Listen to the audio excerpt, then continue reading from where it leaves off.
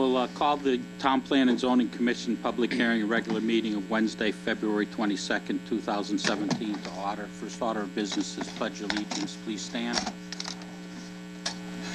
I pledge allegiance to the flag of the United States of America and to the republic for which it stands, one nation, under God, indivisible, with liberty and justice for all. Have the secretary read the roll. Here. Here. Here. Here. Here. Here.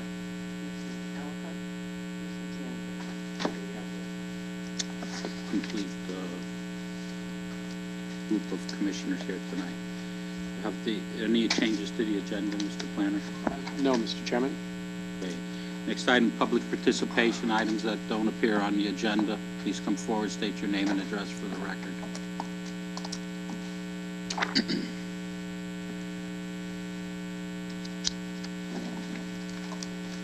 My name is Peter Hoffman, 32 Francis Avenue, Newington. I'm here tonight to speak to the Commission about the never-ending problem with vehicle storage and dismantling of vehicles at Cashway Motors on Francis Avenue.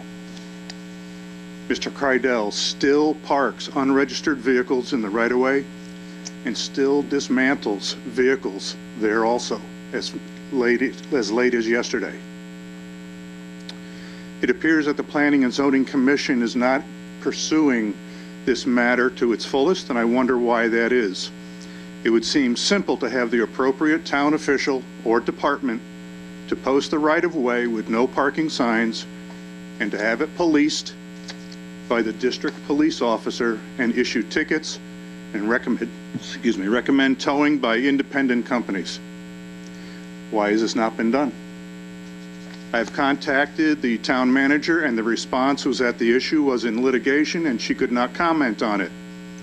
I believe the property usage is the issue for the litigation and not the parking issue on the right-of-way. Please correct me if I'm wrong. If any private citizen was having this type of offense, they would be fined for it. After 13 years, aren't the neighbors worth your commission to try to do something? Or are there forces within the town that are tying your hands from having to do what's needed? I also hope that any official from the town that may have a conflict of interest in this matter would step away from it so that there would be no thought of favoritism towards Mr. Kreidel, and hopefully it's not actual. Finally, I was informed by the town manager that Cashway Motors has until April 30th to be in compliance with his special permit, and I would like to know if he has been officially notified of this. Thank you. You want to, I don't want him to sit down until you address some of the things that he brought forward, if you would, Mike. Particularly I don't believe there's anyone in town that is stifling the Town Plan and Zoning Commission. At least they're not talking to me and saying it, and I'm the chairman. What I can tell you is that we've taken the case to court, and there was a mediation between his attorney, our attorney, and the judge. And the judge gave him until April 30th to get the number of cars down to 46, which would be in compliance with the site plan. Mm-hmm. That's where it is. All the other items that we brought forward as part of our complaint to the judge were thrown out. Am I correct? That's not the case. Then what is the case? I don't want to give, obviously we're still in litigation, so I don't know how much information we can really give at this point, but the agreement that was originally supposedly in play, what I can say at this point is it has not been filed to court. So the April 30th deadline currently is not in play. That is kind of to be determined at this point. I don't know the logistics. I can't comment any further.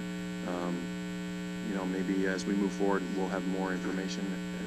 At this point, there is no agreement filed with the court that officially requires him to be in compliance with something as of April 30th. That's all I can really say at this point. I was under the understanding that it was filed. And, I mean, That's this just is amazing. this is not top secret information. This is all public record. Well, it's pending litigation, so in a sense, it is still delicate. And I'm trying to give him some understanding of what's happening here on, as far as this commission is concerned. I mean, we're not skirting the issue. We took it through the steps that we have to take it through, and it's not going where we want it to go, to be perfectly honest with you. Dominic? Yeah, I just wanted to clear a couple things up. You brought up two different issues.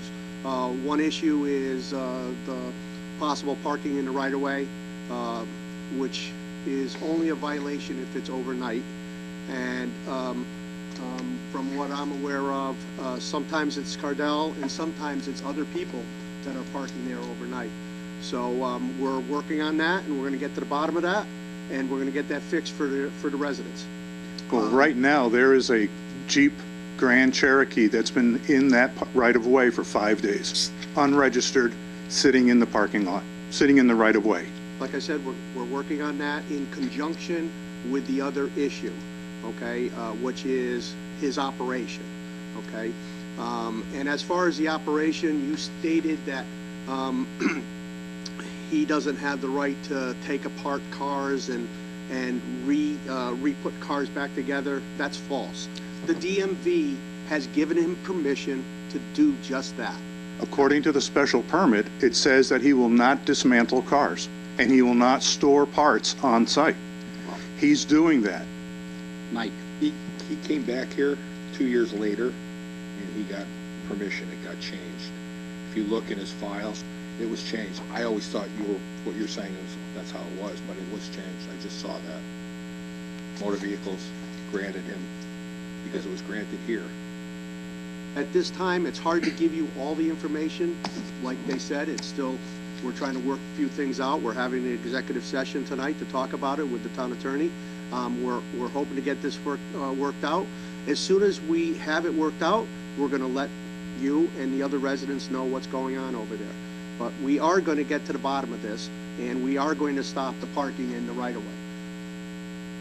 Mr. Chairman, if I could just add one thing without... Yeah, just come forward, state your name for the record so Dan that... County Town Attorney. Mr. Hoffman, we got two different things happening here. The right-of-way, and then we've got the site plan issue. I can't address the site plan issue because we're in litigation, but the right-of-way is a pretty simple matter. That's just like everywhere else in town. If there's an unregistered motor vehicle, call the police and expect action. It's that simple. Can I call the police and have it towed?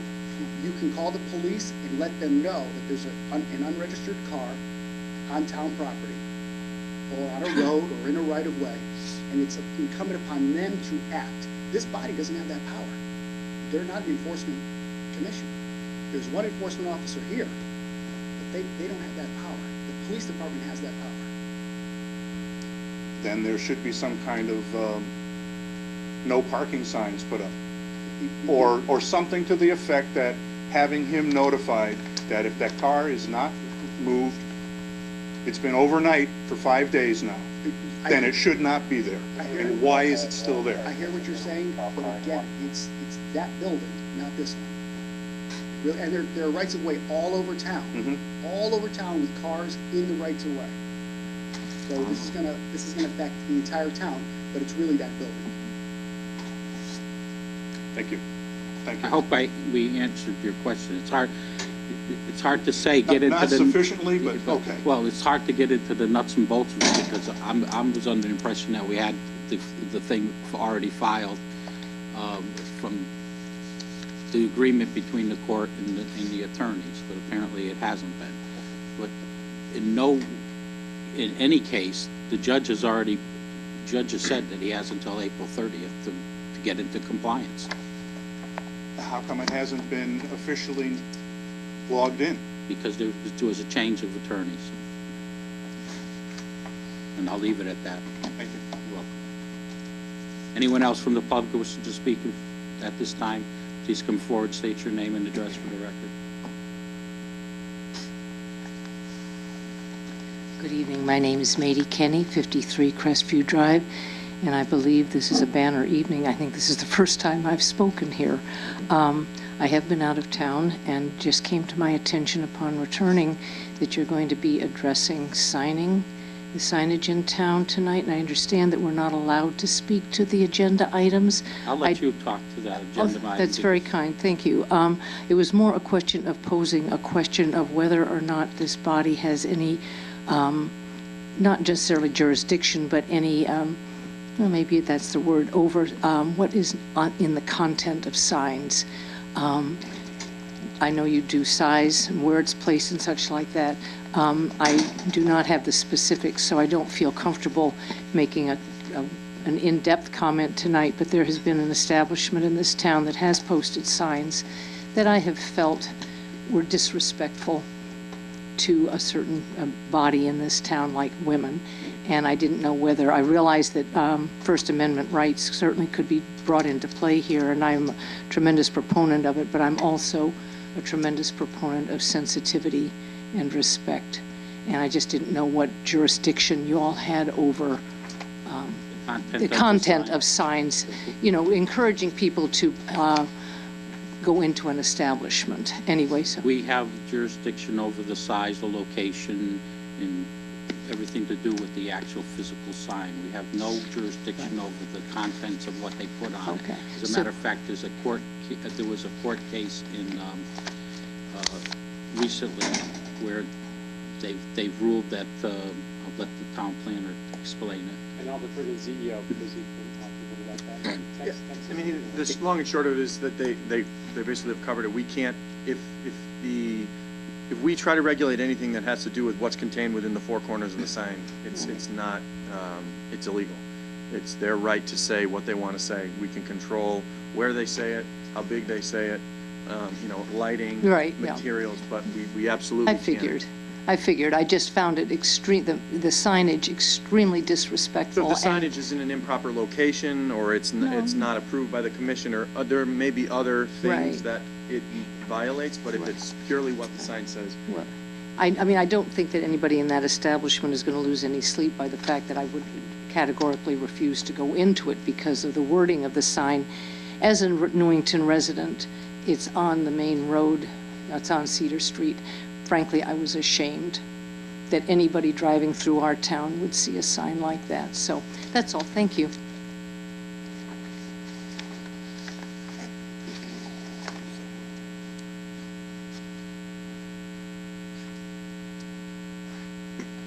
Gail Greco, 21 Isabel Terrace. I was just, actually, this is just an inquiry. I know about 2 years ago, a year and a half, this commission, different members, went through a long and arduous task of going through all the zoning laws.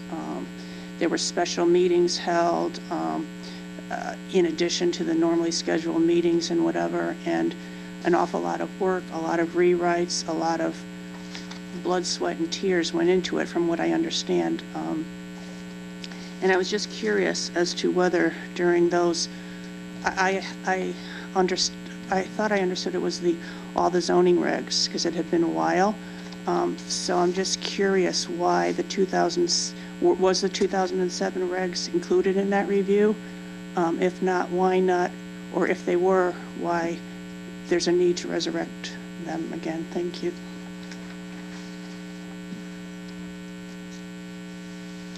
We didn't do we did a review of all the regulations, but some of this stuff fell through the cracks. These things are keep coming up, and we want to take another look at it. It's our job to constantly look at these regulations, and if there's changes that we feel have to be made, we make them. I don't know if that answered your question, but I don't know where you're going with the question either. Anyone else from the public wishing to speak? Being none, the next item on the agenda is the executive session. It's a zoning enforcement action on 174 Francis Avenue, Cashway. We'll be going into executive session with the town attorney, the town planner, and the town zoning enforcement officer. Make a motion to adjourn, go into executive session.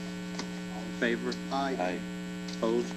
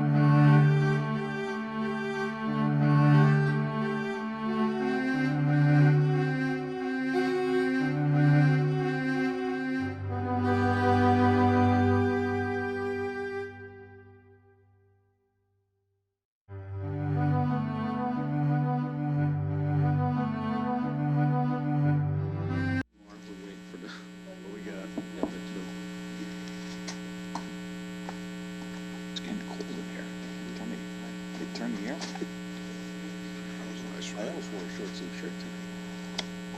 Mike's coming back. His drink club was walking down towards our office. We gotta eat. Oh, no, Mike's leaving. He's leaving? Yeah. What about those other zoning matters? We got questions. Well, his stuff is here. Well, Oh, That's not. that Mike, sorry. No, he was only here for the executive session, but he did questions on. Give them the questions and All right, well, give them to him, and I hope they get taken care of. All right. okay, so who are we waiting for? Mike? No. He went to the bathroom.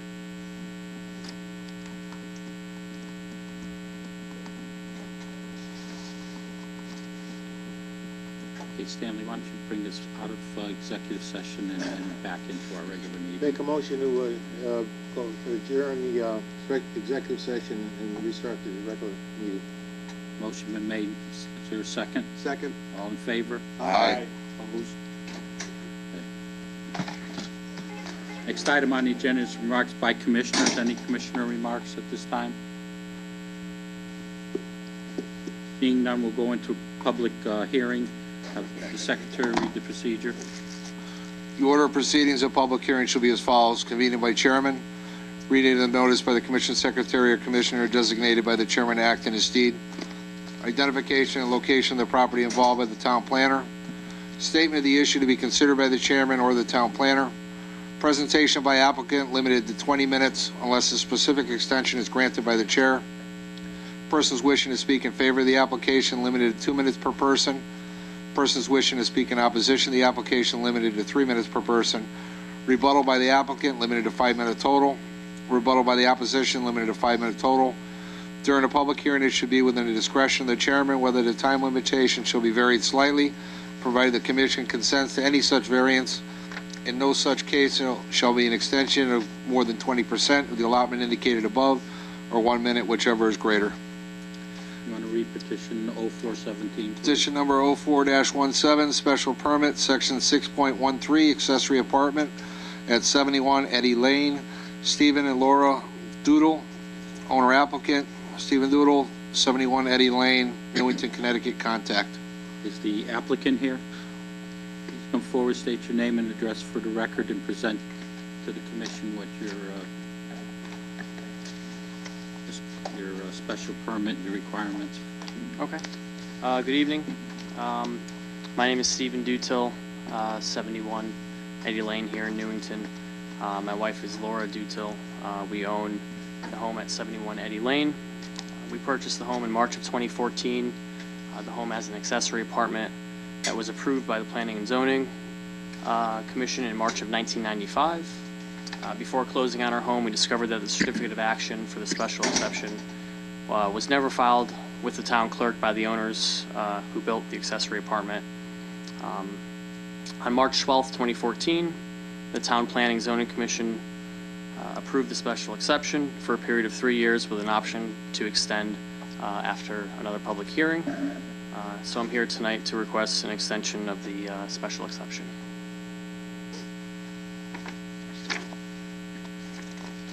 Mr. Planner, give us an update. Right. Well, as Mr. Doodle said, this is a renewal of a permit that was approved 3 years ago and even before that, but was never filed. The sign's been up for a couple of weeks. I've had a few phone calls from neighbors, as I usually do when signs go up, asking what it's about. When I explained that it was to renew the existing special permit, those two individuals did not have any further questions. So I have no concerns with it.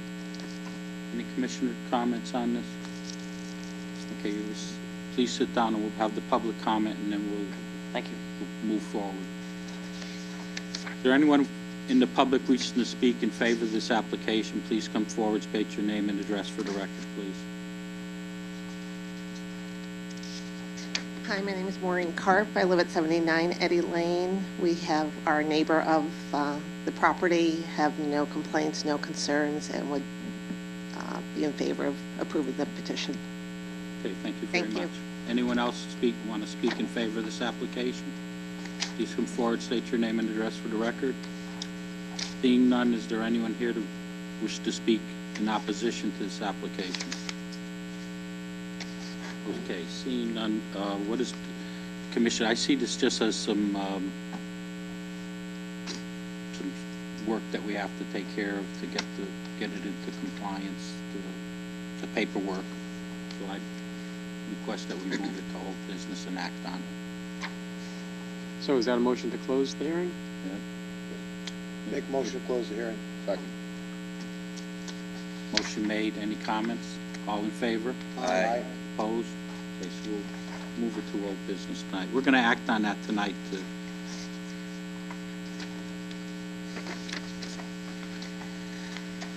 Okay, next item on the agenda, approval of minutes. Are there any minutes? No, I just finished editing them today, but I know the commission does not like getting minutes at the last minute, so they'll be on the agenda for next month to approve. Okay, new business petition 4516 zoning text amendment, section 6.2 signage, Newington TPC applicant. Okay, this is an item that's been under discussion for some time.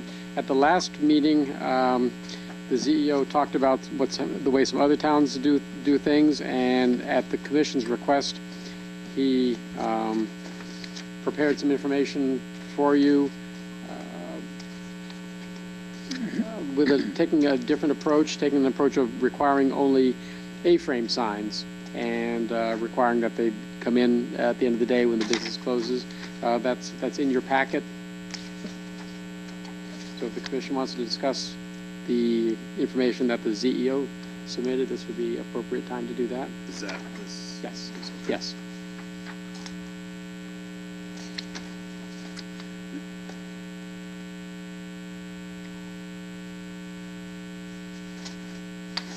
We didn't get this packet until like yesterday, so a couple of days, Monday, I believe. So if you want to take some time. Oh, because of the mail. And that was a little We slow didn't this get it week. till Tuesday, so if you want to take some time and digest this before we discuss it, we could do that. I have a question. Go ahead, Anthony. Under B 1, 2, and 3, the location on his description here, Mm-hmm. if you could just explain, is that for location for each zone, if it's a B, T, C, B, or CD, or is the location, because the concern I have is for these buildings that have units, you know, perpendicular or parallel and perpendicular, there's a bunch. So like on number 1, one portable sign for each unit of occupancy. So if it had 4 units down the perpendicular side and 2 units in front, you could have potentially 6 A-frame signs on the property, within the property confines, if I'm reading that right. Well, yes, but if you don't, but obviously if you keep reading, you'll realize that there are restrictions on that. I just want to make sure, because when you move on, we start getting into the BTZ. No, I mean, stay with that one paragraph. There may be no more than one sign for each unit, and signs must be, 10 feet back from the street and shall not obstruct pedestrian traffic. But then go on to the next one. Number 2, in the case of a multi-tenant building with a single entrance, most of the buildings that we're having issues with, these temporary signs, have multiple entrances. Right, so now go on to 3. Okay. So in the case of a multi-tenant building, as you described, they theoretically, each tenant can have a sign, but each sign has to be 25 feet It still apart. gets my point, is you could have 6 temporary signs all over the parking lot that are not within 25 feet or 10 feet of the building. Oh, parking lot? Zoning enforcement nightmare. That's Enforcement nightmare. that's why I'm just trying to understand it. We have a moratorium on signs now, yet there's still signs out there. I've got one at Middlebrook, on Main Street. There's, he went down and he corrected the flags over on Kelsey Street, but he ignored the other violations in the area. I don't understand it. I'm only asking just to try to clarify the thought process. Right. So if you have a 6-tenant building and 2 face the pike and 4 face their parking lot, I could have 6 signs sporadically located all over this. Oh, I see. Your point is, if the tenants They can get smart and say, well, I'm 25 feet here. Joe, how far are you from here? And they'd be within compliance, and it looked like a nightmare to try to police. Right, okay, I see, I think I see your point. When Mike constructed this regulation, he was thinking of a multi-tenant building where each tenant has, let's call it frontage on the street. Okay. I don't think he was thinking about a building that's 90 degrees to that scenario, which I think is your point. Those are the buildings where we're having issues with these temporary signs. So that's a good point. I can't speak for Mike whether he was thinking about that, but that's a good point, and he will certainly need to revise this And I to get it if you're address driving that and, kind of architecture. If you're driving, a building I think of is the pool company and the old Verizon building next to Bob's Discount Furniture. They both face the street. They have separate entrances, so they could have two signs that aren't within 25 feet of each other and somewhere within the 10-foot lineal of entrance door. Like, that's cut and Right, dry. I see your But when your point. Yep. Then you get to the next guy where Jay's Tobacco is, one block up. You got seven. You could have seven. Boom, boom. We're back to the original stick them in the ground. I thought the original plan thought process was one sign for the whole. Park. Well, but that wouldn't be fair, and I don't like using the word fair easily, but that wouldn't be fair to the multi-tenant building. We need to come up with a process that provides some method for multi-tenant buildings to get a piece of the action. But like I said, you raised a good point. I'm not sure if Mike thought about that scenario, so I'll have him take a look at that and then revise this accordingly. So we asked them to come up with something based on criteria that we gave them, that it had to come to the TPZ for an approval.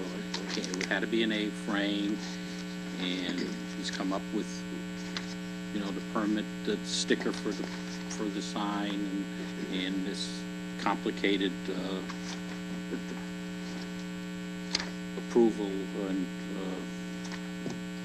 right in this complicated regulation. I need to know from this commission, I need to get a consensus as which way you want to go. There's two ways we could go. Either we could do what we originally said was to eliminate temporary signs in the town of Newington, or we could try to refine this and make this a workable piece of regulation. So I need to know where we're going. I don't want to pursue this and then find out that we take a vote and then we got people who are saying they're not interested in doing this. Commissioner Sobieski. Chairman Aida, two things. Number one, you've got two different areas here that Mr. Claffey alluded to. First of all, the turnpike, which I don't know how well these A-frame signs will work. Well, they wouldn't be. You wouldn't be allowed to have any of these on the turnpike. Okay, well, that was the example Commissioner Claffey gave. On the other part, I agree with Commissioner Payne that this is going to be a nightmare to enforce. I really do. But I also have an issue that, I believe that the businesses do have we need to give them some type of leeway in order to get them so they're competitive.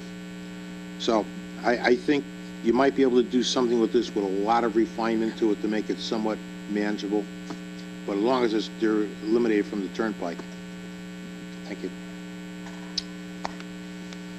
Commissioner Minor. I think the other key component to this is without a viable enforcement activity to go with this, we can put whatever we want on the table, but if we can't do anything with enforcement of it, because like he said, he's gone out repeatedly, and the number of permits issued last year were 40 permits for the entire year, yet we removed several hundred throughout the year.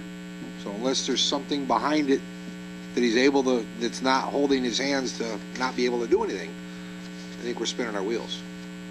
And I know that we had brought that up before in terms of can we viably put something forward. Mr. Claff. I think it is a viable option because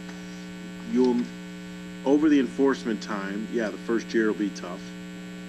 But when you start getting the same businesses that are coming back, you get to know their signs, you get to know them. There's not hundreds of people coming into his office looking for sign permits.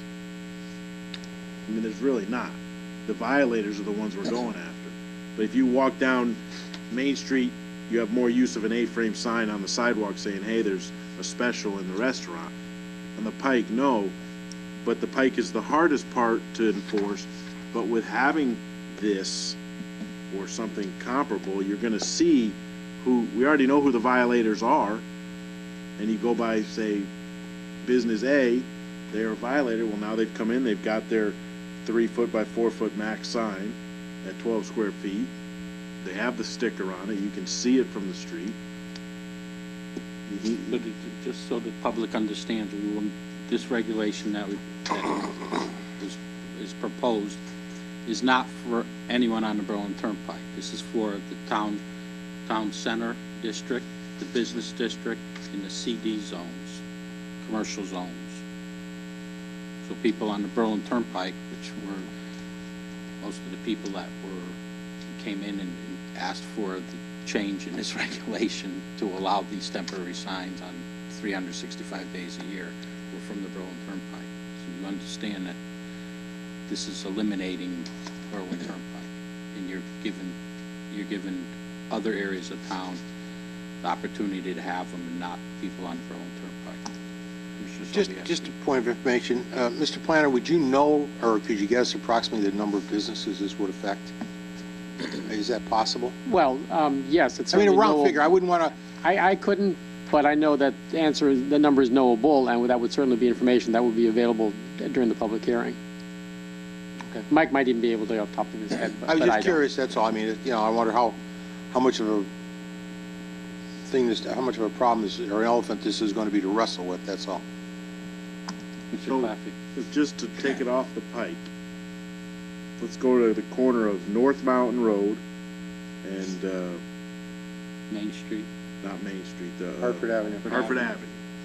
There's the restaurant, the liquor store, the credit union, who violates the sign ordinance with their car and their banner on it.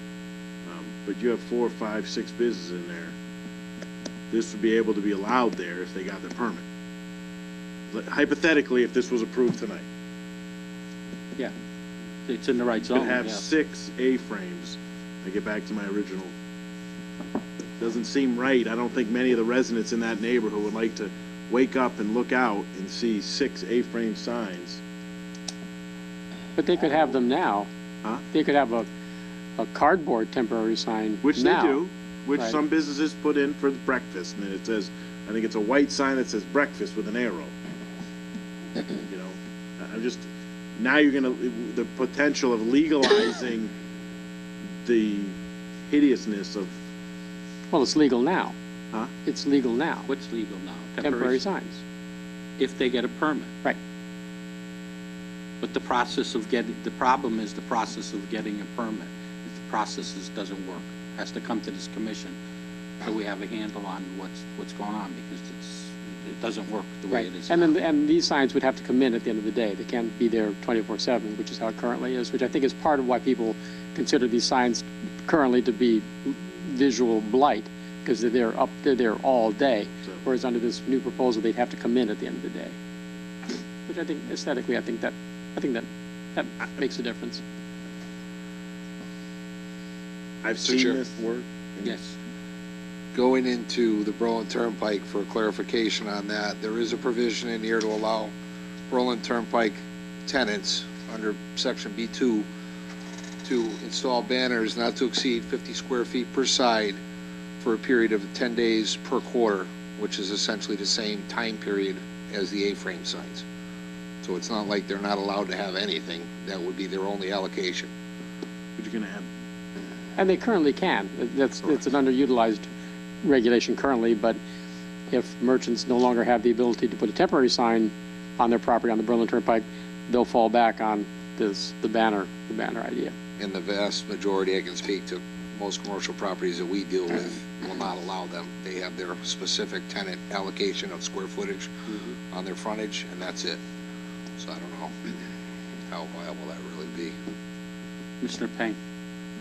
I don't think that this is a good proposal that we have in front of us, and I really have second thoughts on about even allowing temporary signs back in. The only thing that maybe if the commission, I think maybe the A-frames next to the doorways within 5 feet, not any farther. So if it was a restaurant that wanted today's special or something, but I'm totally against See, bringing the signs back in. Right. You see, the problem there is that, yeah, that would work, but then you get into the center of town and you could have 30 of them on Main Street, one right and how do you regulate that? So I would say maybe because of that, I would just take these temporary signs right out of the regulations. If they have a special event, they can come in. If they have a sale, a 10-day sale, they have other means in our zoning regulations. So if they have an event, a 10-day sale, or some other means, a special event, they can come in.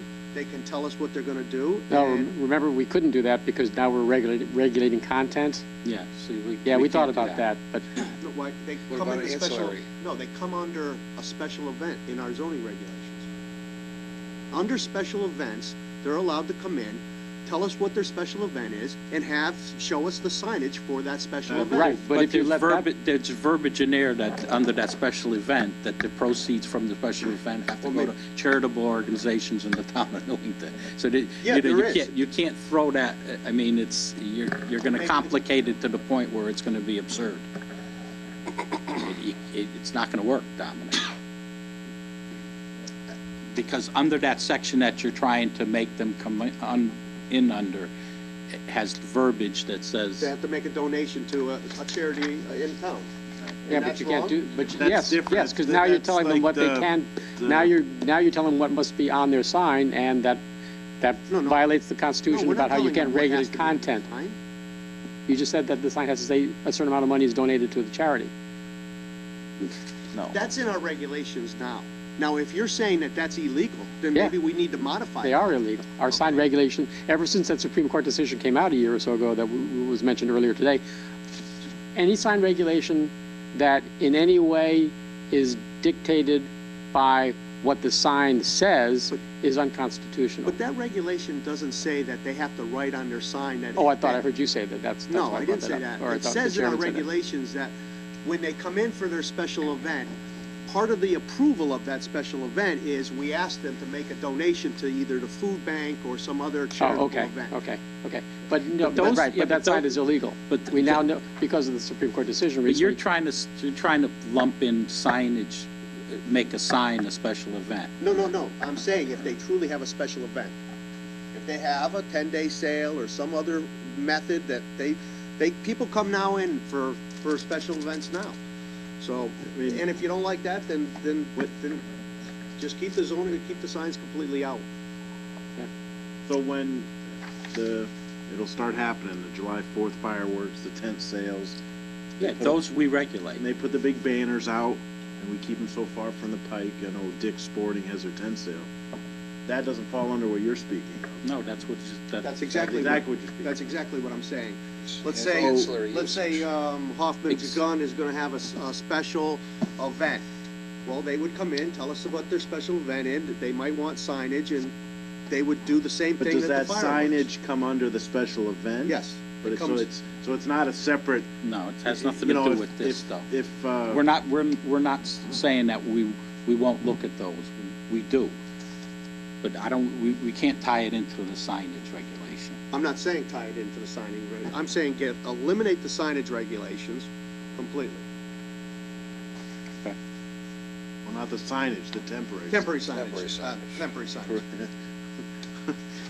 That's a whole other ball of wax. Bob, I know where you're coming from. You feel the same way I did. You and I been discussing this for 3 years. You want to just talk to it? Well, you said it. I mean, we've been going round and round on this. You and I have been in agreement. My biggest concern was this was hurting the civic groups in town that do a lot of great things for the town. But under the regs that Commissioner Payne was just stating, that could still come in under that, so that they would not be hurt by it, so they would be fine. I'd be in Shows and those kind of things, those fall under this Right. regulation. So I would be in favor for the time that we've put into this, the time it takes to police these signs, the time and money for Mike chasing these signs. I'd be in favor of eliminating the temporary signs. Mike? Okay, I think we gotta move this forward one way or another. I would suggest that we put this on for public hearing and eliminate the temporary signs. And we'll see what the public has to say. I try to get it advertised as much as humanly possible, so we hear from the businesses. I mean, they can't say that we haven't tried. We've been playing with this for a number of years. We've looked at this. It's been on the agenda for the last, I don't know, 3 or 4 months. We keep coming back we keep trying to come up with something, and we just can't come up with the right, it doesn't work. Well, can I ask you to give Mike a chance to address the issue that Commissioner Claffey came up with, and the other issue about signs in the town center zone, which are a proliferate, which might interfere with the sidewalk and so forth? Because I'd hate to throw the baby out with the bathwater, and I agree with you 100% about the Berlin Turnpike. But I'm still going to try to hold out some hope for some kind of temporary signage in the town center zone and elsewhere in Newington. So can we give Mike one last crack at it before we give up on temp signs completely? We got it. I see a consensus here that Okay. we want to eliminate All right. temporary signs. Okay. All right. That's what I'll do then. I mean, I don't Just don't see an alternative. That's the problem. Well, But again, just by saying we eliminate it, unless he can do something to enforce it, it's all a moot point.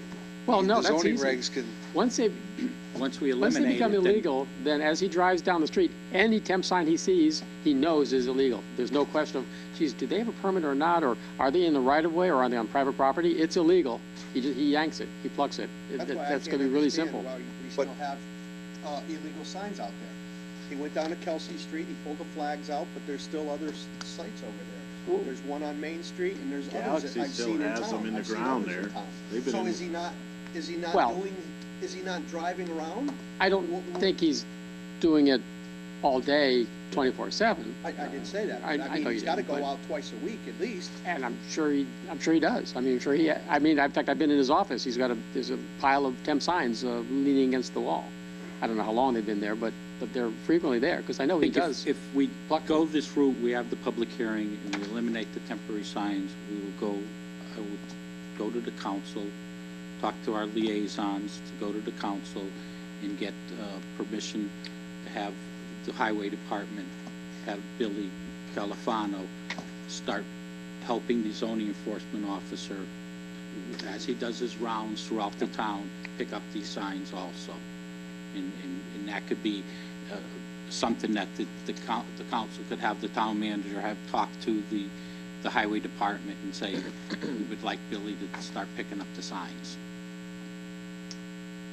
And that would take some of the burden off of him of picking up all the signs, because Billy is around.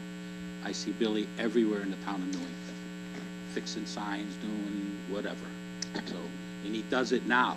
Right. But he does it, he does it now. He takes them off the poles, and I think let's see what the public has to say when we have the public hearing. Okay. So when will we set this for the public hearing? Well, the proposed amendment needs to be sent to the CROG 30 days before the hearing. Okay. So you do all of that, So- and then we'll bring it to the next meeting, and you'll have. This would be the first meeting in April then. That's fine. Yep, okay. Okay, next item on the agenda is objectives for fiscal year 2017, 2018. Right. There was a memo in your agenda packet, but then I added another paragraph to it, which is why there was a revised one on the table when you came in yesterday. Okay, when we talked about this back in January, Commissioner Payne suggested that we have that the commission have the objective of the TPZ will continue to work on reviewing the regs using the 2020 Plan of Conservation Development. So, okay, so that's a good objective. And then I said I would go back and look through the POCD to see if there are any other specific objectives that the commission could tackle. And actually, it turns out over the past, well, almost 10 years now, we actually have taken care of, in one way or another, a lot of the recommendations in the POCD. The handful that are still there, as you see in my memo, are pretty much open space related. So what I'll do is I'll mention these to if you have no objection, I'll mention these to the Open Space Committee and ask them to consider taking these on as conditions. Does the Open Space Committee, are they providing objectives to the, They don't have a, they don't have a budget, so therefore, no, they don't have objectives. No, the open space doesn't fall under the objectives that he asked us to talk about. Yeah. And these have been in a 2020 plan, and they've been around, and the open space has chosen to address other issues. I'm sure they have their hands full on They other do. things that they're working on. They do. okay, so we want to move forward with this? Well, they're out there, but there was one more thing I wanted to bring to your attention. These three, just. I don't know, I mean, Well, are they going to be able? Open space objectives, those aren't TPZ. Right, so unless the commission objects, I'll just make them aware of it and leave it at that. I won't like try to twist their arm. I'll just make them aware that these are in the POCD, which is the town's, as you all know, it's the town's plan of conservation and development, not just TVZ's. That apply to 1 and 2. Let's talk about number 3. But the third thing, the new thing that I added on here, one of the things that any town that gets federal grants is required to do is to affirmatively improve the circumstances that lead to affordable housing and fair housing. And Newington's regulations are pretty good. They're pretty good about making fair housing available.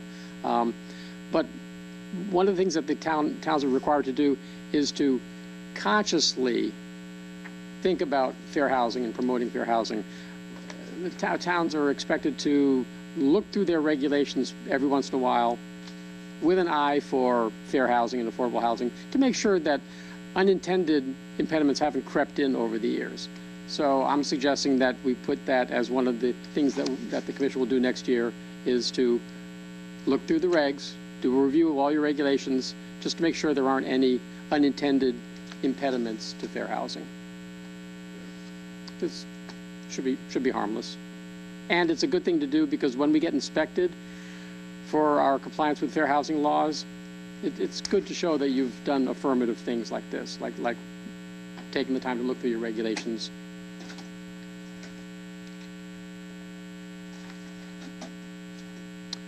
For impediments.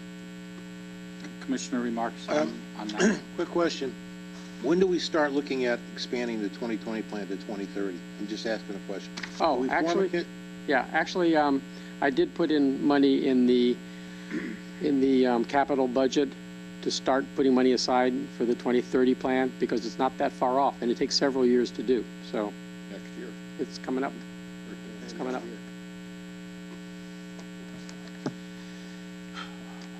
You have to plan this properly because we had talked about this when we did the 2020 plan, that a lot of people weren't notified. And we talked about 6 months before we plan on the next planning, that we would use the tax department to put the notifications out to everybody through some sort of little slip in the tax department's mailings. Yeah, so, good idea. So we have to plan for that to make sure everybody gets notified. That was an approval, that was part of the approval of the 2020 plan, that was, we implement that when we did the next plan. So that would have to go out this coming tax bill or the next no. year? The next tax bill. No, we're Next still July, not this July.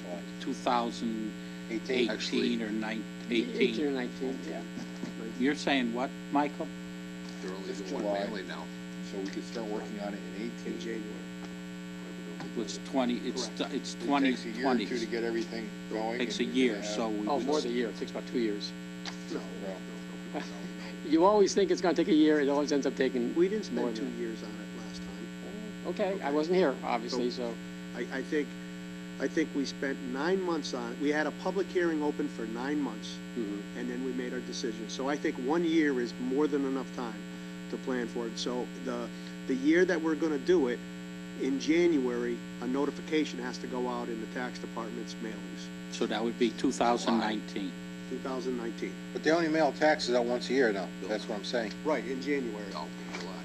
We're mailing it July. in July. That's Okay, I'm right. sorry. That's what I was asking. Payment second. Okay, yeah, So you'd have to do okay. that one for 18. Yeah, I stand corrected. They mail it in July. That's what I was gonna say on postage. Okay, we can do this. so July of 18. 2019, and then Oh, 18. we can run a little bit into the. No, 18. July of 2018, we're going to have a flyer put in the tax thing Okay. to notify the residents that we're going to do the plan of development for 2020 to 2030. Right. Okay, so Okay, good. you want a motion to move this forward, or just, you need that? I think it'd be kind of hard to make a motion out of it, but I think I have a sense of what the commission wants, so I'll take it from here. We're good. Okay, Yep, so thank the you. next item is Newington Junction TOD Overlay District Text Amendment and Map Amendment, new section 3.19B, TPZ applicant contact. Okay, I wasn't here at the last meeting, but I understand that the commission pretty much decided to put finish to the approach that they'd taken and start over again.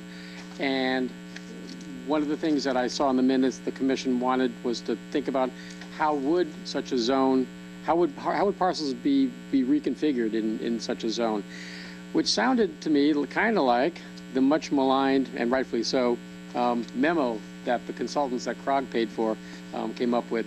So I made a copy of this for the commissioners to take home, to look through. I don't think we want to talk about it tonight, but there's a fair amount of thought that went into this report that talks about grouping, creating new blocks, always with the permission of the owners. None of this is eminent domain. This is if the property owners in question want to band together or work with a developer to develop their property along these lines, this is how it could happen if people wanted it to.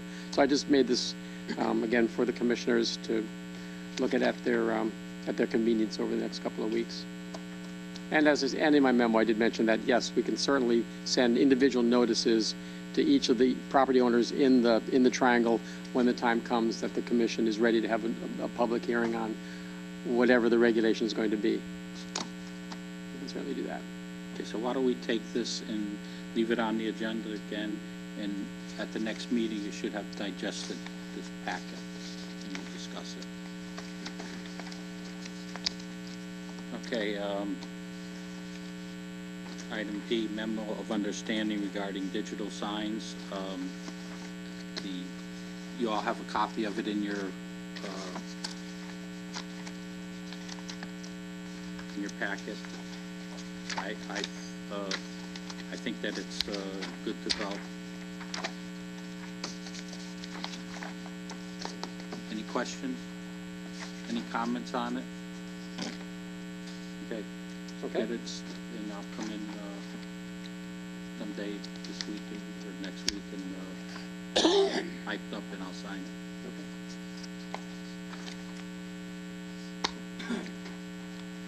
Okay, next item is changes to zoning regulations adopted 2007. So excuse me, I was able to get from the town clerk the minutes from 2007. I didn't have these myself on my computer, but the town clerk did. So what I prepared for the commissioners, and again, you probably don't want to discuss this tonight, but these are the minutes from the 3 public hearings back in 2007, and then the 4th meeting where the commission then actually voted to make all of those wholesale changes. Okay, we're going to go through each of these items. We'll talk about, if we can't get through them all, maybe we'll go through, how many are there? 20 of them. Maybe we'll go through the first. Yeah, a couple dozen. First 5 or 6 and see how long it takes. And we put through a time period, a time limit on it, so we don't spend all night going over these. Some of them are items we could go over real quickly. So why don't we start with, have the secretary read the, start at number 1, and we'll go through them.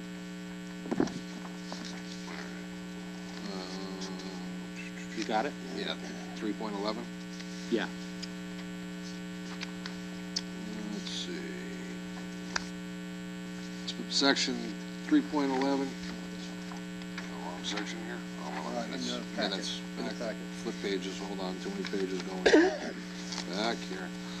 Section 3.11.3, sales, service, rental, repair of motor vehicles. Okay, this is an item that they deleted from the regulations. We've since reinstated them, and we're in a limbo now because we're still in litigation because of the Firestone case. So that one is pretty self-explanatory. Go to the next one. Section 3.12.4, 3.16.3, 3.18.4, 3.20.5, 3.21.3, buffers. Amend to add the following clarification: when the zone boundary follows the center line of the street, the 25-foot buffer shall be measured from the street right-of-way within the residential zone. That was adopted, and we have we agree with that language. Okay, go to the next. Section 3.12.A4C, add monument ground signs shall be colonial in design, made of brick, and shall not exceed a total height of 12 feet. What are they referring to, Mr. Planner?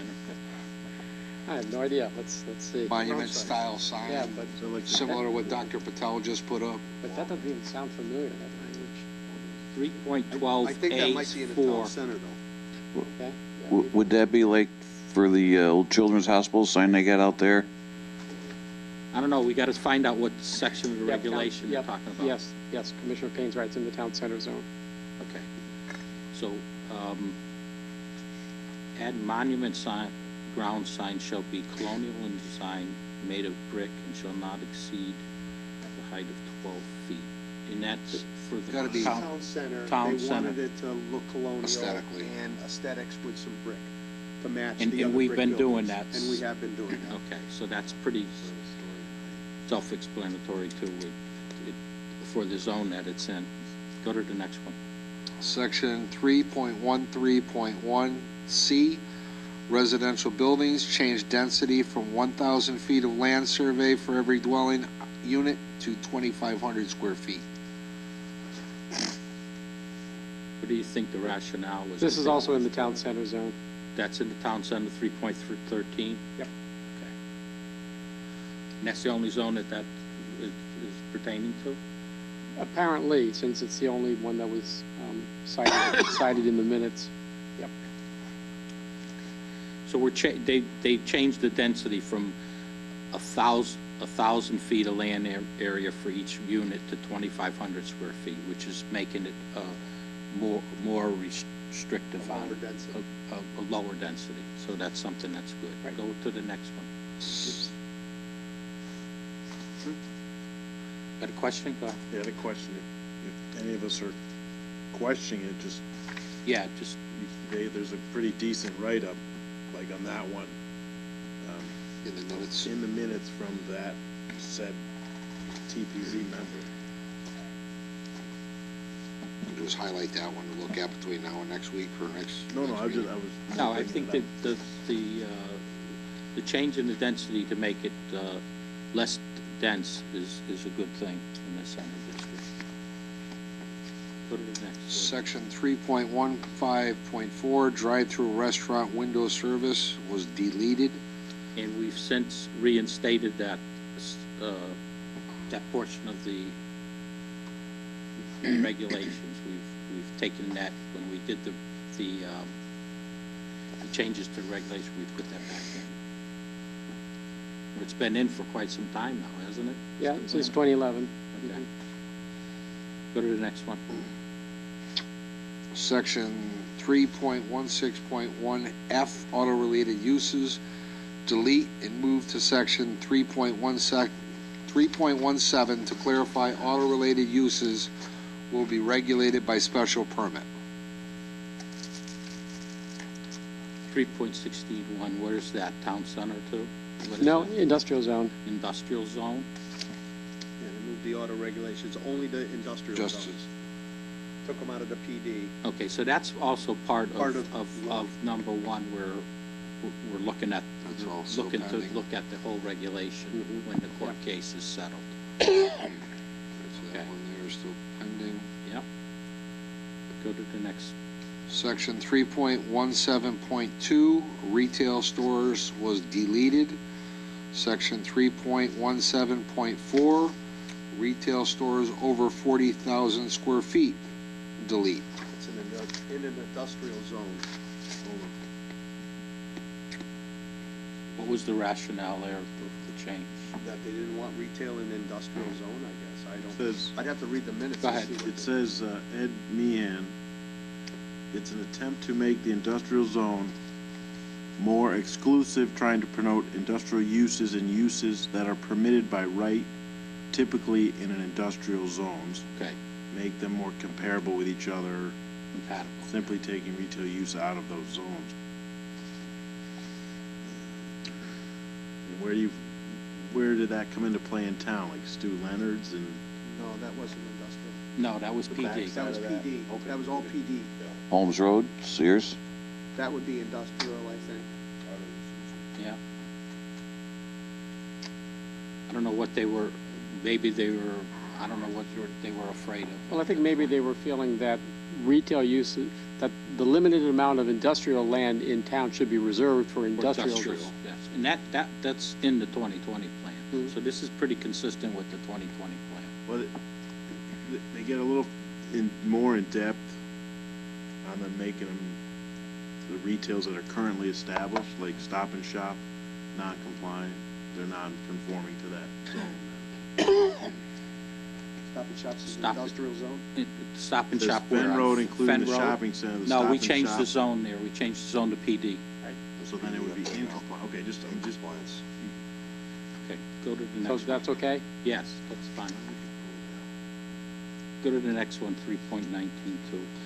Section 3.19.2B, 2, site area. Amend to add such computation of total number of dwelling units permitted on a site will be based on usable area of the site when, in the opinion of the commission, geologic or topographic conditions, inland wetlands, and flood hazard areas render any portion of the site unsuitable for use by the residents of the development. Such portion of the site will not be used in computing the total number of dwelling units permitted and shall be set aside as conservation open space. Dominic?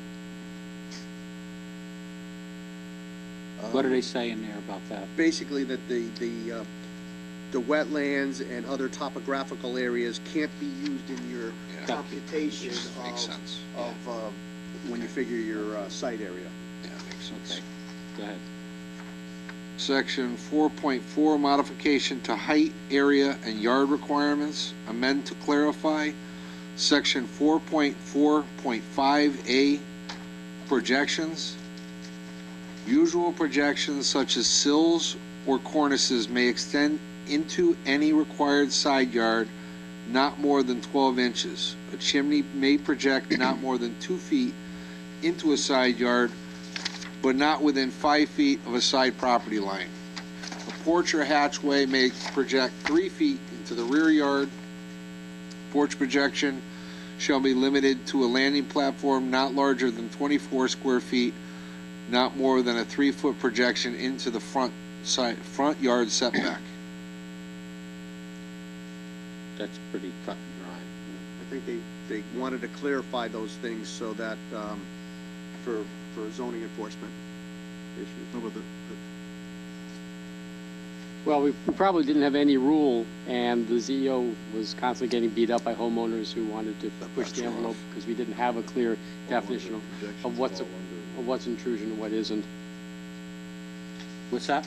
projections fall under some stipulation of the building code. These are Some zoning are regulations. exempt. Huh? Some are, there's known to be some exemptions to overhangs and stuff that aren't calculated within zoning that can't be used against the zoning. So it could be out of compliance for your zoning, but in compliance for your building. Okay, so it's a clarification. This is clarifying it for the zoning regulations. That's what this is doing. Go ahead. Oh, I thought you were making a statement. Would it, Well, the building inspector may have rules as to what he approves or denies that are different from a zoning regulation. I think, for example, a shed.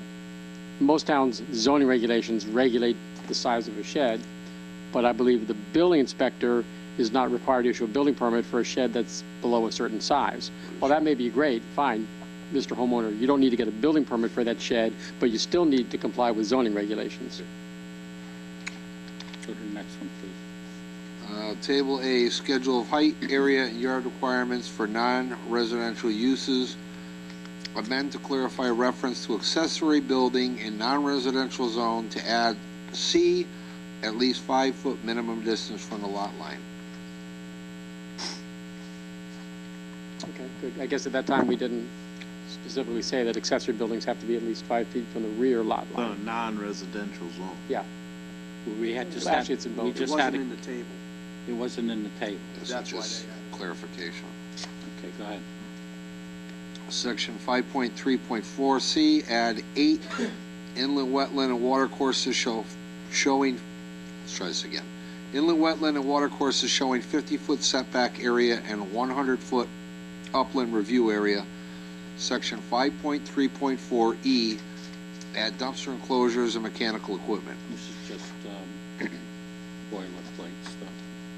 That's just clarification. Yeah. Section 6.1.1B, parking spaces for building used for residences. Amend to clarify all parking of vehicles shall be in surfaces area, not on the lawn. The surfaced area shall not exceed 50% of the front lawn, the area between the street line to the front exterior wall of the residence. Go ahead. Section 6.2.2, residential signs, E, amend to read residential uses approved by special exception in the R12, R7, and RD zone.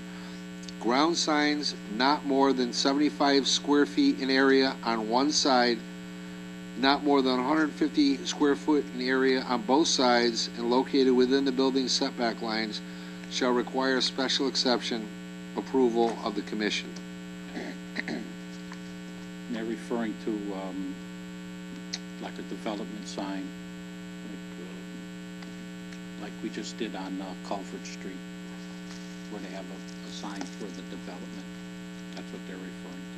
Section 6.2.33A, 2, amend to clarify building frontage shall mean the side of the building with a public entrance facing the abutting public street.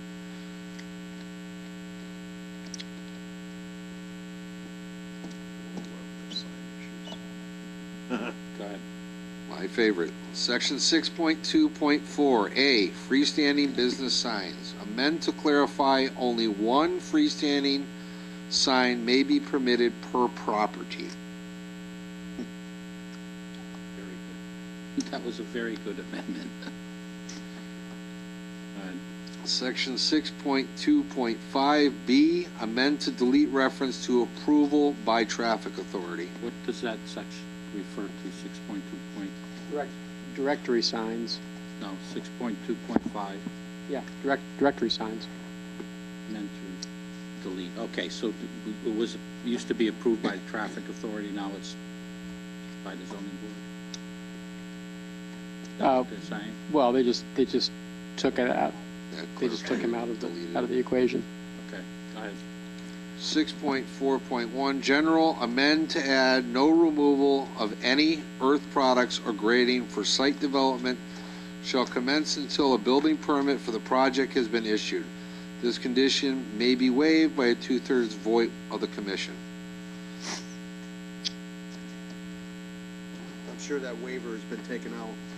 Yeah, it has. Go ahead. That's just outright gone now, right? That's out because of the court case. Yeah. Okay. Section 6.4.2, special permit, amend to read, the commission may grant a permit. Which is 6.2 point. 6.4.2. Yeah, it's now 6.4.3, but it still reads the same. The commission may grant a permit for the removal of soil. Okay, go ahead. Okay. So 6.4.3, condition B, amend to require slope limits of 1 foot of vertical rise and 3 foot of horizontal distance. Amend to limit removal within 50 feet of property line unless waived by 2/3 vote of the commission. That, can we do a waiver like that? We didn't take that out. Let me think about this. Well, I'll make a note of it. Go back and look at it. But let's just, come back to that. Just put pending on that one. Yeah. We're talking about a 2-to-1 slope at the property line. They changed it from a 2-to-1 to 3 to 1. 3 to 1. Less of a slope. Right. All right, section 6.43, condition D, amend to prohibit the processing of any earth product except when permitted by the commission, and approval by 2/3 vote. That's on 6.4.3, which 3, is where, conditions D. Yeah. what section of the regulation is that, 6.4.3? Yep, it's still the removal of earth products. Removal, okay. Go ahead. 6.4.4, approval amend to require the filling of plan of the operation and site restoration with town engineer rather than the building inspector. That makes sense. Go ahead. Section 6.5.2, special permit C, amend to delete grading or removal, amend to add requirement that no filling of land shall commence until a building permit for the project has been issued. Condition may be waived by a 2/3 vote of the commission. Yeah, that one we did remove the 2/3 waive language. Then So you that's gotta out. be consistent with the other ones. Yeah. Well,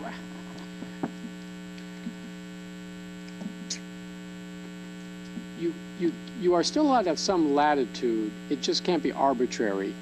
The court decision out of, I forget the town in Connecticut that led to the Supreme Monroe. Court. Thank you, Monroe. Yep, thank you.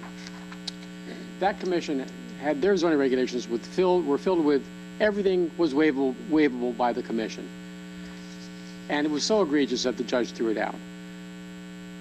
But there was another case a little bit later that kind of gave back a little bit to the commissioners, where you are allowed to use your judgment on a case-by-case basis if there's a good reason to modify some regulation. It just can't be as arbitrary as Monroe's was. So that's why some of your regs still give you the ability to waive, but most of the waiver language has been taken out. Thank you. So you're gonna check. And that's, I have an asterisk next to the ones that were left in there, so we can revisit to see whether the waiver should still be in there or whether it shouldn't be. Okay, go to the next one, please. Section 6.5.4, approval amend to require the filling of site plan of filling operations with town engineer rather than building inspector. Yeah, that's fine. Section 6.7, interior lots and single-family homes, deleted. We reinstated that, so. Go into the next one. Buffers. 6.11.5, buffer. Amend to add the following clarification. When the zone boundary follows the center line of the street, the buffer shall be measured from the street right-of-way within the residential zone. Go ahead. Section 6.11.7, amend to reflect PA 06-133 changes to section 14.54 CGS effective 6/6/2006, which delegates the approval of locations for dealers and motor vehicle repairers to the Plan Zoning Commission rather than the Zoning Board of Appeals, and to delete reference to section 14-55 Connecticut General Statute, which has been repealed. Okay, this is because the issue of which land use board gets to approve dealers repairs license has been a ping pong ball for several years in the state legislature. And your regulations currently say that TPZ shall act as the local authority, and I'm pretty sure that's still correct, but I'll go back and double check because it's been back and forth. I What's heard that? it may go flip back, but It could, right. Okay, just check that. I will. So Yep. Mhm. Believe that go one to the next pending. I'll put an asterisk next to that one. Go to the next one. Section 6.13, accessory apartments was deleted. That we put back, Reinstated?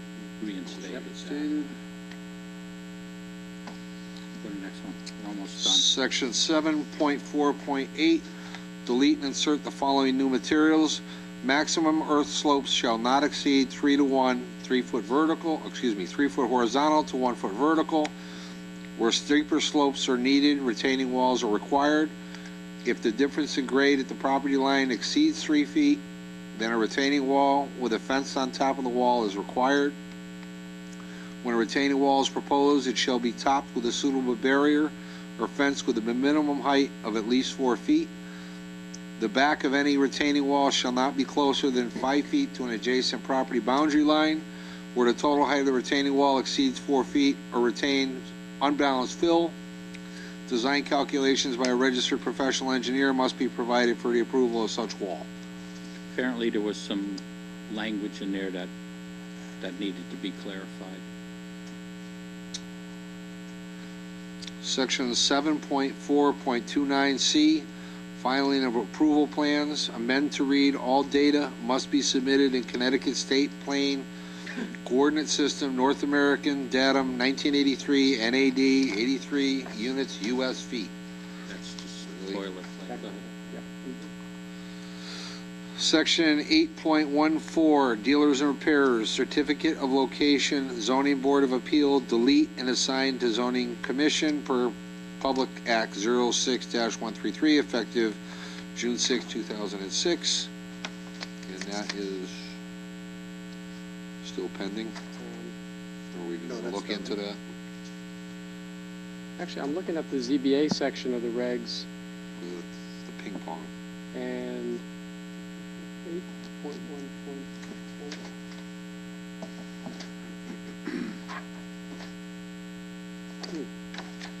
There is no 8.1.4. Oh, okay, yes, because it was taken out because TPZ has that responsibility. Okay. Okay.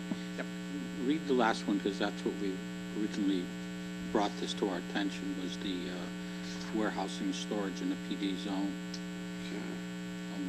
I need some clarification as to why they took it out. For many years, the PD zone regulation allowed anything that was allowed in the industrial zone.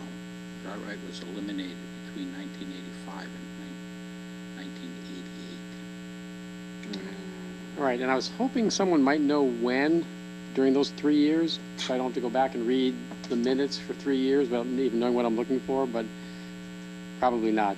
Probably nobody here remembers what year that was. 85, were you on in 85, Tom? Might have been, but I don't remember that at all.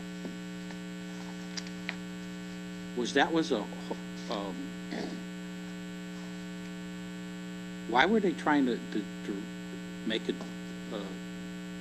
a difference between an industrial zone and a PD zone, when the PD zone is an inclusive zone that includes most industrial uses and most commercial uses, has residential uses, and it's like a catch-all zone. It's like a mixed-use zone. Yeah, good question. So why would they take that One particular thing, thing? yeah. When we say like warehousing, I mean, we have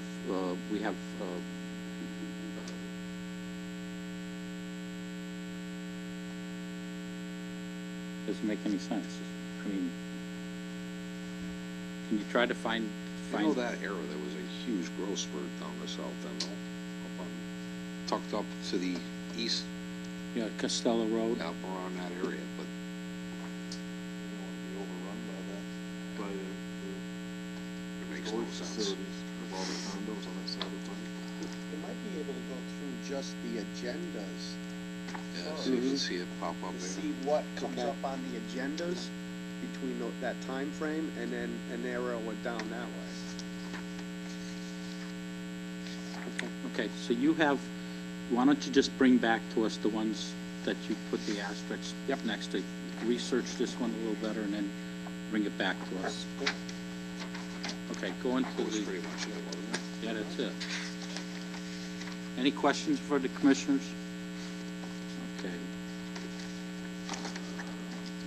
Okay. Next item is, I think the committee wanted to discuss the location of the new Yes, Hartford line. go ahead. Why don't turn it over to you on that item. Oh, well, I don't know anything any more than you gentlemen do, that there was a rumor, Well, that there was that an DOT article is- in the paper today that the state got a bunch of money. Oh, well, yeah, the bonding commission approved funding to go to the next level of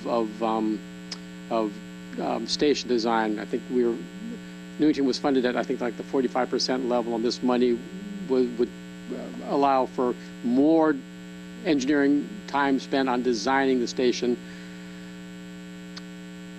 But if there's talk about putting the station somewhere else, and if the commission feels strongly about that and wants to weigh in on it, that was my understanding of why you wanted this, to put You know, this on the I agenda.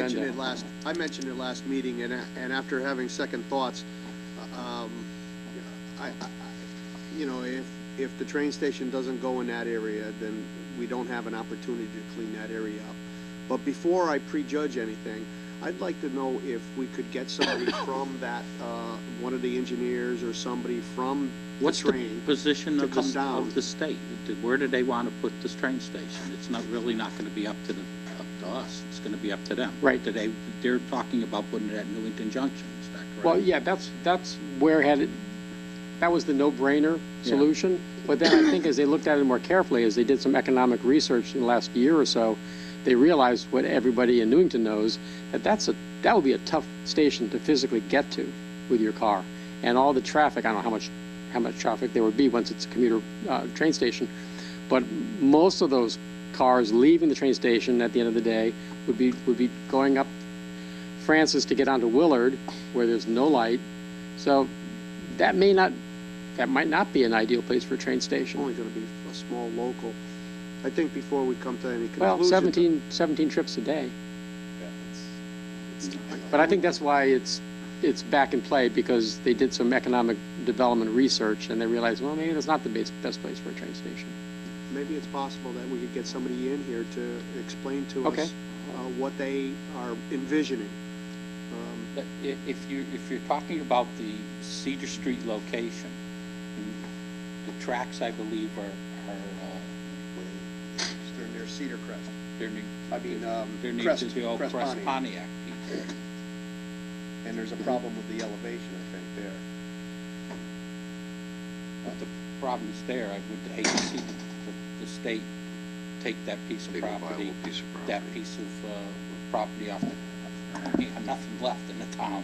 We're looking at a grand list that's shrinking by $500,000, and we're going to take a piece of property like that and take it and use it as a train station location. I I would. mean, what's, Craig, what size station are they proposing?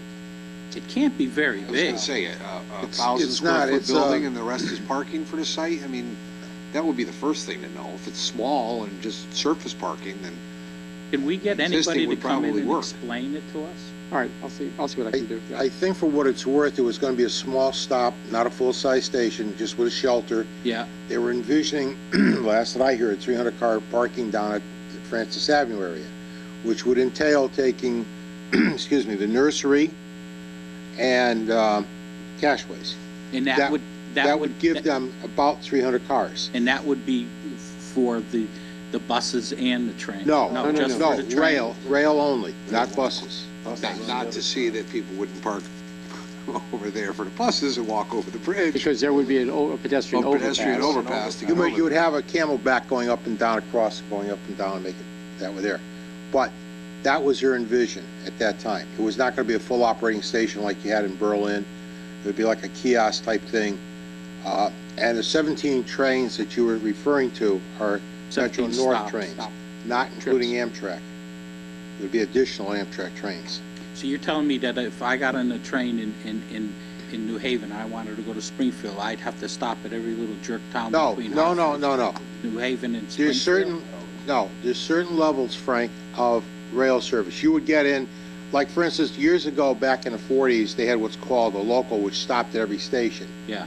Then they had somewhat of an express that stopped at 4 stations. Then they would have a super express, so to speak. Goes all It the only way. hit maybe Hartford, New Haven, Hartford, And then Springfield. Oh, okay. So that's the various levels of service you would have. Okay, so it's in not one addition train to- stopping everywhere. No. In Is it- addition to the, 5 days to get from New Haven if you had to stop at all. you of could these probably places. vote in each station by the time you got there. But anyway, you also have to realize too, at night, that's gonna be a dual usage for freight. So you have to realize that line is used at night exclusively for freight at the present time. Okay. That's the way it's been. Okay, So can we that's- see if we could get someone from the DOT to give us an idea of where they are, what their vision is for this station? Okay, I'll try. If they're talking about a kiosk type, station for Newington and in the parking, we get to clean up that. Well, they would take, this is what I was told by Tony, who owns Newington Nursery. He was approached by Mr. Brecker 5 years ago. Mr. Brecker told him he was gonna lose his property in a year because they were gonna put the station. Well, obviously that didn't happen, but that property would be one of the pieces that would go, with the caveat of saving the old freight station and jacking that up and moving it over. Because the right-of-way for the town is at the base of the slope going down. It's a pretty steep slope in that area. Yeah. Same with the state. So they also have the option of going underneath and coming back up on the other side of Willard Ave, because I believe the state owns that piece now too.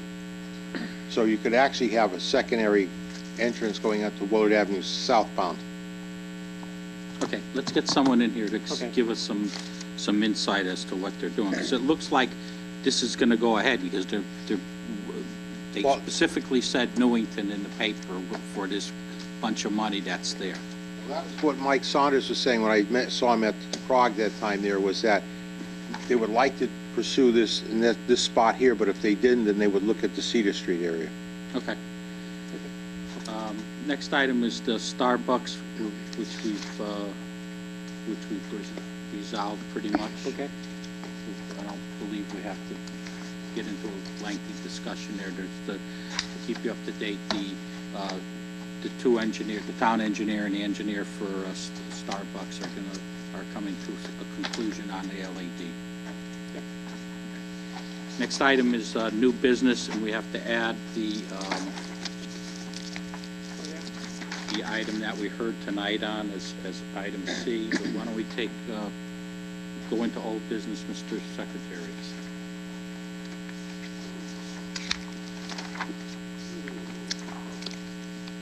Why don't you just- Section, why don't you petition just number read the- zero. Read the motion. Oh, want to do that one? Yeah, please.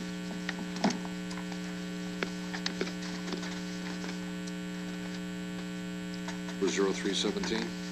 Yeah. Take that paper. There we go, got it.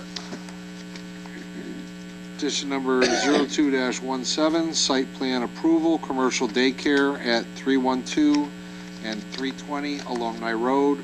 Ronley and Seema Mavulko, applicants, Michael A. Gear, owner, Brandon Hanfield, 191 Norwich Avenue, Lebanon, Connecticut, contact.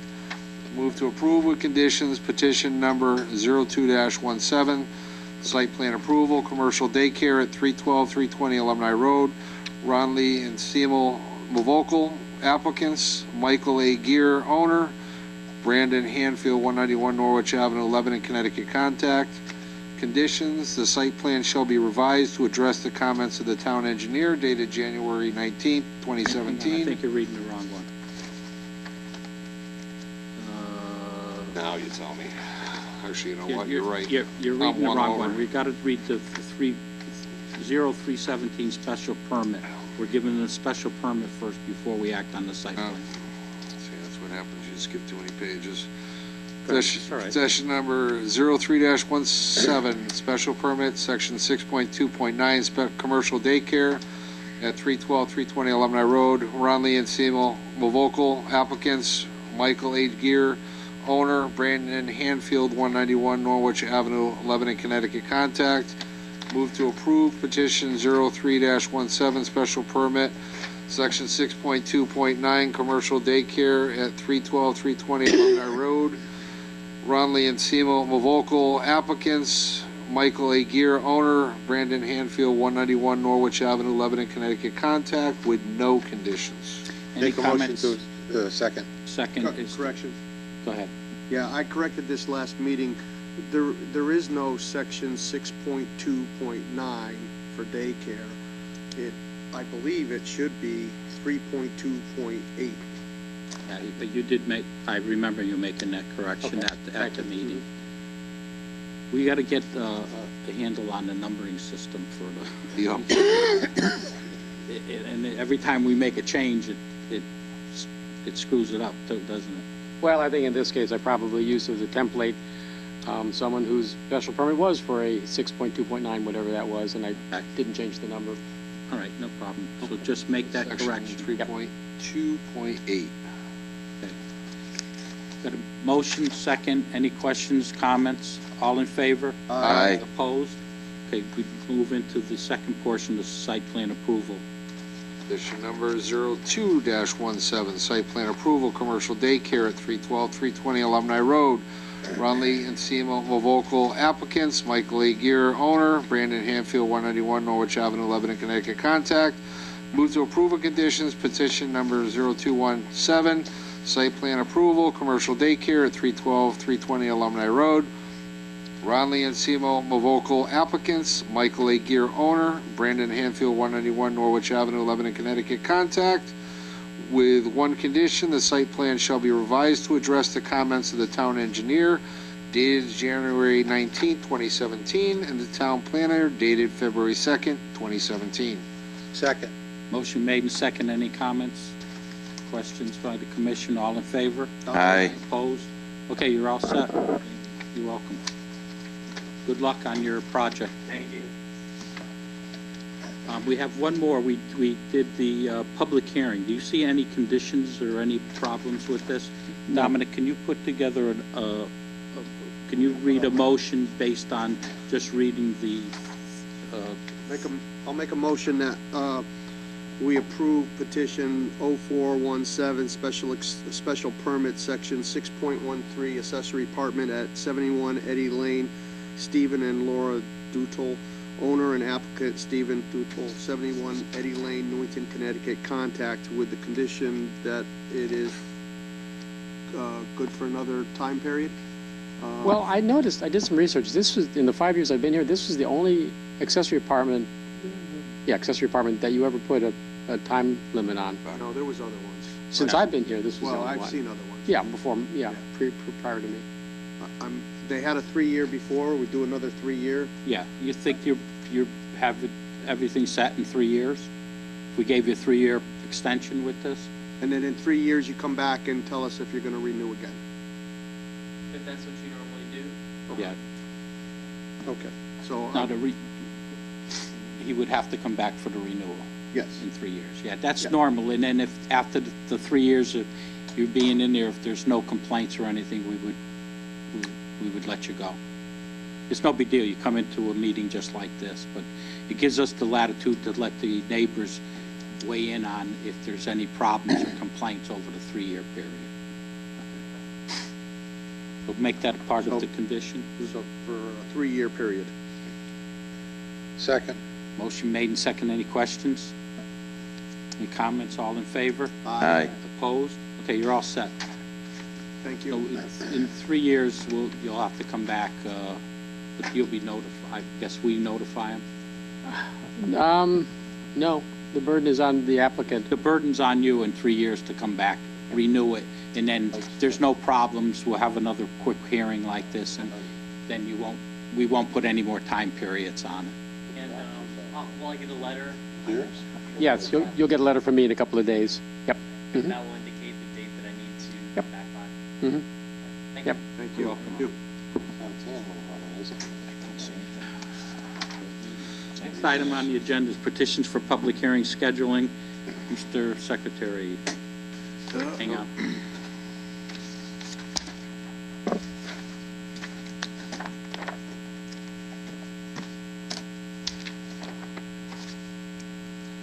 Okay, petition for scheduling, petition number 05-17, special permit, section 3.4.4, home occupation at 38 Johnson Street. Noberto Gomez applicant, Noberto and Charmelia Gomez owners, Nobert Gomez, 38 Johnson Street, Newington, Connecticut. Contact. Okay, this came to light as a result of some research that the staff did into the Airbnb phenomenon, and we found that there is an Airbnb operating in town.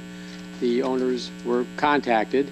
They asked the staff, so what do they need to do to become legal? And I recalled that when this issue came up previously, the other family was told that, well, you could apply for a home occupation and see how it goes. So that's what I advised these folks.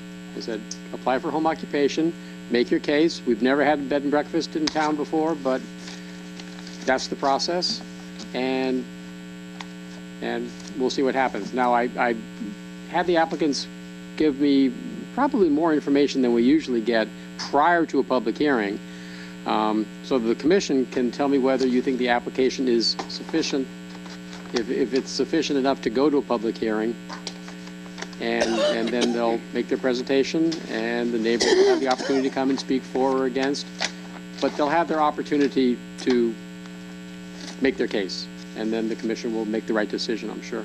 Okay. The problem I have with scheduling this is that there's no provisions under home occupation to allow a motel in a residence zone. And that's basically what an Airbnb is. I remember the case that we're talking about, but after that initial meeting with those people, we had discussions at this commission level where we said that we would not approve Airbnbs in the town of Newington at all, and that it definitely, after discussion, did not fall under the home occupation portion of it, because it was basically people coming in and it didn't fit the mode of a home occupation, like an accountant, or, I mean, these are people that are coming in and staying overnight and sleeping in someone's house. I mean, it's basic. You can't interpret that any other way than a motel type of operation. And this is from trying to correct the violation, and there was 5 other ones, plus the original one that we talked about is still operating. So I don't think it should come under the home occupation. I thought we all made it clear that we didn't want them in town, that you're running an illegal business, you're trying to run a hotel in a residential zone, you're not getting taxed, you don't have the proper inspection, so You don't have all the safety, there's no one inspecting for safety regulations, Right. fire alarms, sprinklers. There's a whole bunch of things that it does not do. There's no inspection process at all. Building department. I don't know if there's any specific codes on it. I'd be curious to look into it. I'm sure there probably is. Well, I think if you equate it to a motel, I'm sure that there's plenty of regulations that the building department, building regulations, and fire, and the whole gamut of regulations that apply to a hotel, especially when people are taking the public in, and they're not just walking in and having a consultation and leaving. They're coming in and they're staying. They could stay for a number of days. I don't know. I'll open it up to the commission to if I'm off base here, tell me, we'll bring it in. But I don't see how it fits that home occupation. I looked at it again and looked at it, and so how the heck do we try to make it fit, and when it doesn't? I personally, like I said, we're having in a residential zone, we're going to be putting in a business, and that's basically what this is. Which is Whether it be- allowed in certain instances, because small contractors, professional Music lessons, doctor music lessons. offices, music lessons. There's a couple other things. The classic one is the little doctor's office, when they used to have actual general practitioners where they had. They used to have them in their own house. A lot of them I know, like in Weathersfield on Wilkett Hill Road, there was several big houses where doctors had their office was right in their house. But you're talking a business, we're talking a residential place to stay for a day or two, which is totally different in my opinion. Yeah, well, that's where I can't Right. make And I the- can't see this the fitting in that motel way. portion of it fit this. I can't make it fit. Well, just reading in a little further into some of the responses, getting in, section 2C, it's, how long will your guests typically stay? A guest could stay for a minimum 2-day stay up to a maximum of 29 days. Because at 30, you become a resident. Is that right?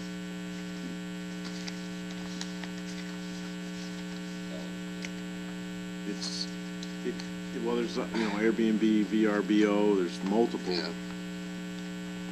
I mean, Does it make sense to look into this a little more, Craig, in terms of building code and fire code, to see if that even goes anywhere near this? Well, there's been a lot of discussion going on in the planning circles about Airbnb, how some towns are regulating them. I could find out what other towns are doing. I'm thinking, now, regular B&Bs, the classic traditional B&B, well, I won't say many towns, but some towns do allow by special permit in residential zones. So, but it's up to you folks to decide what's appropriate for Newington. But I could find out what other towns do as far as Airbnb is concerned if you'd like. this became a topic maybe 6-8 months ago in West Hartford. People doing it at Blueback Square because they have to pay their mortgage on those big condos. So they rent them out because of everyone knows it. Now you got the Del Mar Hotel coming in, which is actually a leasable hotel on the top floor, which a lot of people don't know. So there is some stuff that their zoning department has dealt with this specific in that, downtown district. It's different than us, but it's still a condominium's a residential home. So I know West Hartford has had some discussions in their zoning to Big change. difference between West Hartford, which is pretty much almost a city, particularly in that area that you're talking about, in the town of Newington, the strict residential But the areas. same, Like the one we had on Francis Avenue, it's in the go- middle of a residential area. Okay, This and one you on go- Johnson Street. Go is- 3 blocks off West Hartford Center, you're in all residential. Or, you go to Newport. The one Riggs. case that you just talked about What is I'm in a saying commercial is zone. but no, it's not. It's in a residential zone. The actual property is residential. Even though it sits above a commercial property, it's still a residential home and it has residential guidelines.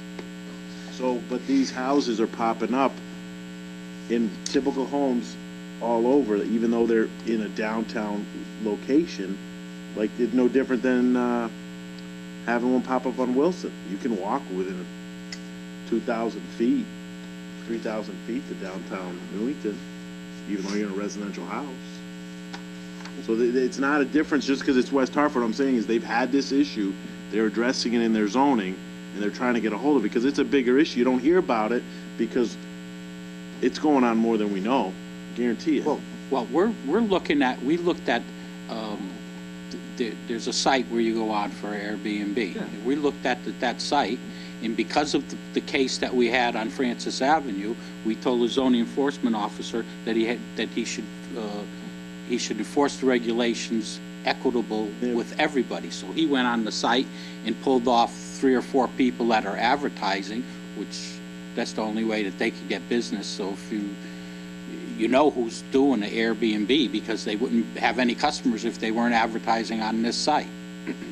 But the Airbnb is pretty much the equivalent of Uber. It's exactly the same thing. It's I understand it, unregulated. but we're saying, we've got a consensus of this board, maybe you're the No, I'm trying to- lone one that's not, but I'm not. the consensus here is that we don't want Airbnbs or motels in residential zones. I'm not saying no. What I'm saying is you can't just make that decision tonight without going to your other towns that have had this problem. We've already had this discussion. You weren't here, but we talked about this the last time extensively. And I know you're probably new to it because you weren't here, you weren't sitting on the board then. But we talked about it extensively, and we said because it wasn't in our regulations, and because of all the other problems, we determined that it was not a permitted use. And And we asked them to do the enforcement on it. And we actually had the case moved from here to the zoning board of appeal, and they upheld the zoning enforcement officer's, ruling. Well, actually, they didn't do what you suggested. What the commission suggested was that they come back and apply for home occupation. Instead, they appealed to the ZBA and was told no. We're told no, because of course. And they the ZBA never made the came right back, decision. and since the time we said that we would consider it under home occupation, we had the discussion and said, that was, we made a mistake, that was not what we should have said, because I don't even think we it said doesn't it in fit. public. We didn't even say that in the public hearing. We talked about it, and then after looking at the home occupations, we determined that it couldn't We fall had the there. discussions, and we had to, go ahead, Anthony. Is there regulations if the homeowner is in the home at the time of the rental? No, it doesn't, it's not I'm not permitted in saying the if you, regulations. even if you say this is not allowed in this town, and we make an agreement, it's not allowed. Mhm. If there is some laws that associate that action can still happen, there's rules in this that they get around. What rules? No, because What the rules? If the Airbnb, residents, if you read the Airbnb policies and Well, procedures. I don't care what the I'm just- Airbnb I'm policy gonna says, say- Anthony. I The town of Newington, it's not in our regulation. There's no provision in this regulation that says that we All right, have to Frank, allow no problem. Airbnbs in the Okay. town of Newington. Show me in the Not regulation saying where. to allow it. I just don't want the process of, we don't want it, so it's cut. No. Make sure the research is done to the fullest extent of our knowledge before we make that decision. We've already done that, Anthony. Okay. Unfortunately, you weren't here to Frank? be part of that. Mr. Chairman, in the Airbnb, one of the rules it says is you must look to see if it complies with your zoning of your town. So Airbnb covers themselves to make sure that these people understand that they have to follow the zoning regulations. So I just wanted to state that for the record. There's no, I can't find anywhere in the regulations that we have an inclusive regulation. If it's not in the regulation, it's not approved. Well, allowed use. Mr. Chairman, all due respect, the home occupation regulation says, home occupations and professional offices such as, but not limited to, electronics, appliance, music, art, language, blah, blah, blah. But then at the end of the regulation, it says, for the purpose of this section, home occupations do not include personal service uses such as, but not limited to, pet grooming, barbers, hair salons, and nail salons. So I think if the commission, when this reg was written, wanted to include bed and breakfast, they would have said so right there. So I think it's Come on. it's Come on. within the realm of what you can determine on a case-by-case No, basis. don't even go there. just I doing know my- your just doing my feelings job. of what, I understand. And I understand your feelings that you think that it's the greatest thing since soap and water. But this commission has made a determination, we're not having Airbnbs in the town of Newington.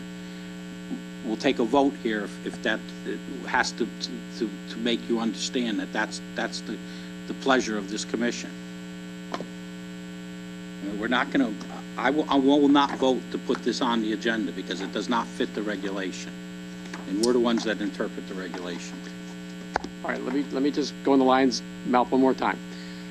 Why not have the hearing and then make the decision, come to the finding that you've reached already, but come to that finding after all the pros and cons are Why make this guy pay the money and go through all that when Because it's when his it's right. going to get denied a to? public hearing. It's There his has- right to have a public hearing. There's It's never- his, there's wait a never minute, been a no, public hearing on There's this. no way that, but it's his right to come in, and if he wants to amend our regulations, he has a right to come in, pay the fee, write up some amendment, and ask to amend our regulations. But If we it's should not take on a, the books, it's illegal across the board. correct. If it's Across not in our, everything. if it's not, everything. if it's not written in our regulations, it's not an allowed use. Written So like that, and if this states commission that. comes to, yes, it is.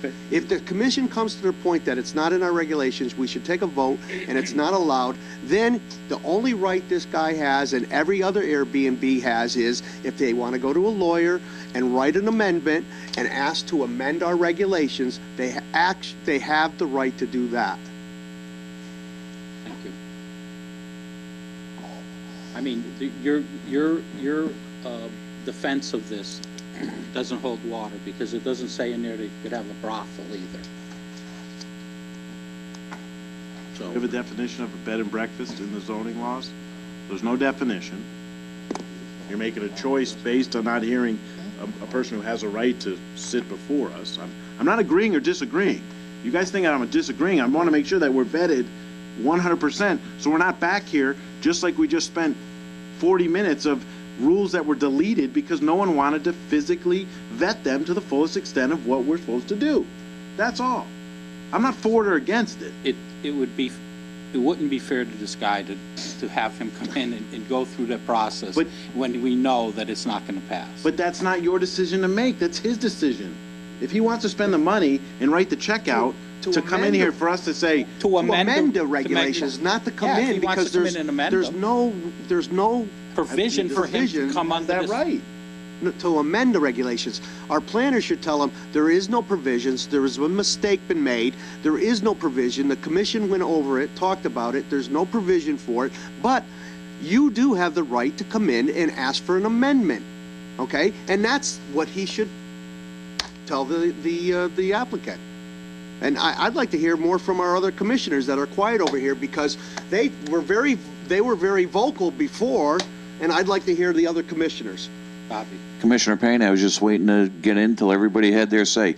I agree 100% with our chairman and with you, Commissioner Payne. We've had this discussion over and over. Commissioner Claffey, you weren't here for that at the time. So I understand how you're kind of in the catch-22 on this. But we did have this conversation time and time again, and with the last issue, we all agreed we did not want this in Newington. So. Stanley. Yes, I'm in full agreement with the chairman and vice chairman. We do not want this in Newington. We've already had this discussion. Unfortunately, it was done when Mr. Claffey was not here, and we've already made this decision. That's my opinion. Michael. I agree. Chris. Again, we hashed this out, some time ago, and the only thing that you could come close to would be accessory apartments, and the sizes are substantially different, totally different ballparks. So And just clarify the record. I'm not for or against what we're talking about, and I want to make that profoundly clear. I'm not for it or against it. All I'm stating is, how did it get to this far, if that's the consensus here? How did it even get on the How schedule? did it get here for me to debate it for 15 minutes? It shouldn't have been put It on the shouldn't have been schedule. here. Because my understanding was that the previous individuals were given the option of applying for a home occupation. Okay. All right, that may have been incorrect, and it's clear what the commission's feeling about bed and breakfasts are, and so we will certainly advise people accordingly. Okay, and we're going to continue to enforce the regulations on the people that, I think Dominic hit the nail on the head. If they feel that they could come up with a regulation to regulate, they could go to another town, steal a regulation, come in here and try to amend our regulations, then that would be inappropriate. But to have them come in under home occupation, it doesn't fit. So if he wants to spend the $500 to try to make a zoning thing, then it's up to him. But he would have to have, come with some legalese here so that the regulation makes some kind of sense. Okay. Town planner report. All of the items that normally would have been in a report have actually been covered under new business, so I have no other comments. Communications, Stanley, on CROG, anything? No, nothing yet. I did get an email from, I'm sure all the other commissioners got it from the town planner about what CROG has sent out recently. I haven't had time to review it. I will tomorrow. Okay. Mr. Chairman? Yes. Do we have a status of what's going on? We had a application bordering Newington from Weathersfield. Do we have any status of that? The subdivision? No, we're talking about the material yard. Oh, okay. Yes, I met with the town planner, and now that they got their variance, they are now eligible to go before the Planning and Zoning Commission for special permit. As of a couple weeks ago, they had not applied yet. In fact, no, they have not applied yet. because I would have gotten a copy of their application. So they haven't applied yet, but when they do apply, I assume this commission will want to submit testimony in opposition to the special permit. We missed the ZBA. Yes. Why was that? Well, we had like 1 day notice. There were other issues that I was working on, and it just didn't happen.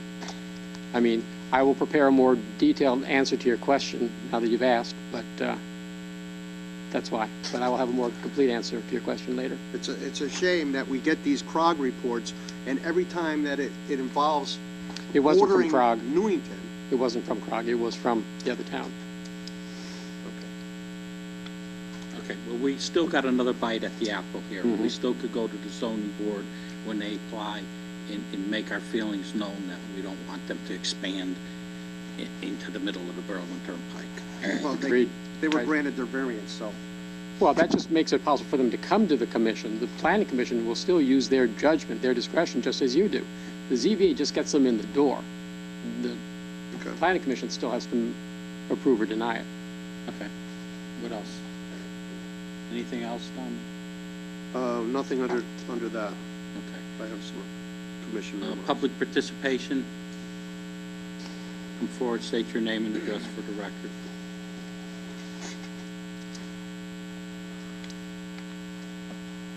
Rose Lyons, 46 Elton Drive. Before I forget, Mady asked me to ask, and the other people sitting back there, if when you're going through a long list of regulations like you did tonight, if you can have them scroll through the back screen here so that we can... You should have said something, we could have did that. Yeah. You're going too fast. And the other thing I was going to ask is whether or not, I heard you say something about there was certain sections that were asterisked and that you...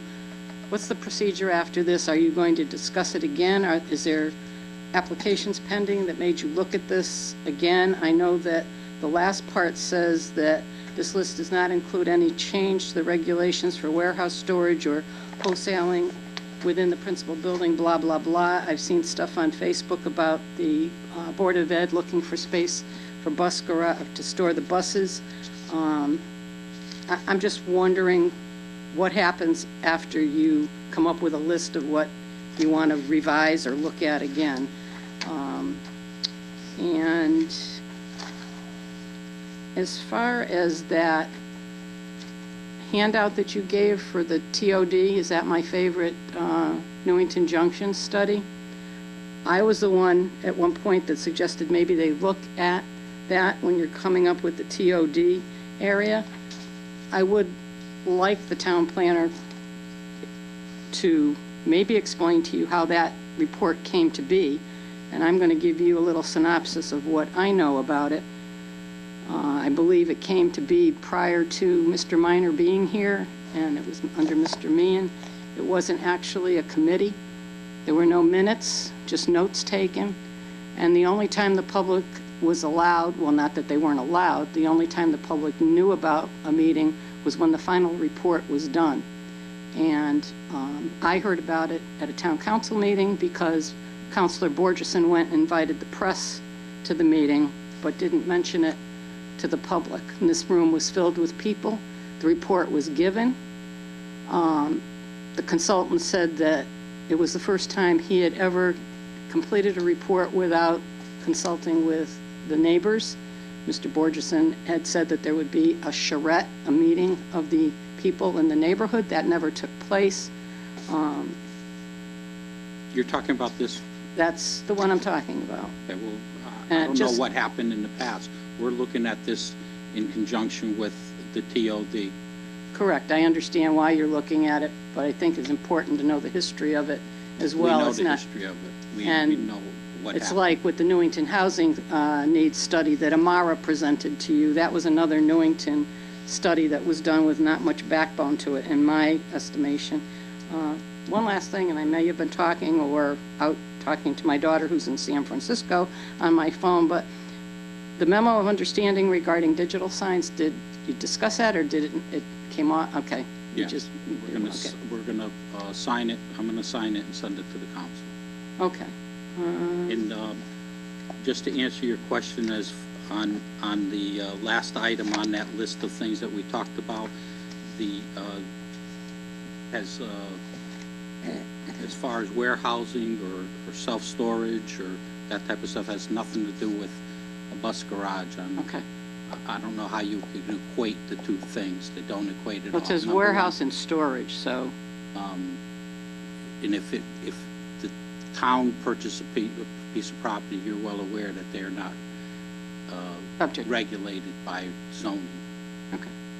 But the asterisk ones, I didn't have the list. Gail had it, and she didn't mark it, so I'm just curious whether or not that will be in the, We're concerned about that item I keep brought up is I've been asked by several people that have storage units that we're talking about expansion. I've had people call me as far as the PD zone areas where they've questioned. The town planner has gotten calls asking, well, we would like to put, we're looking at a piece of property, we'd like to put self-storage on it.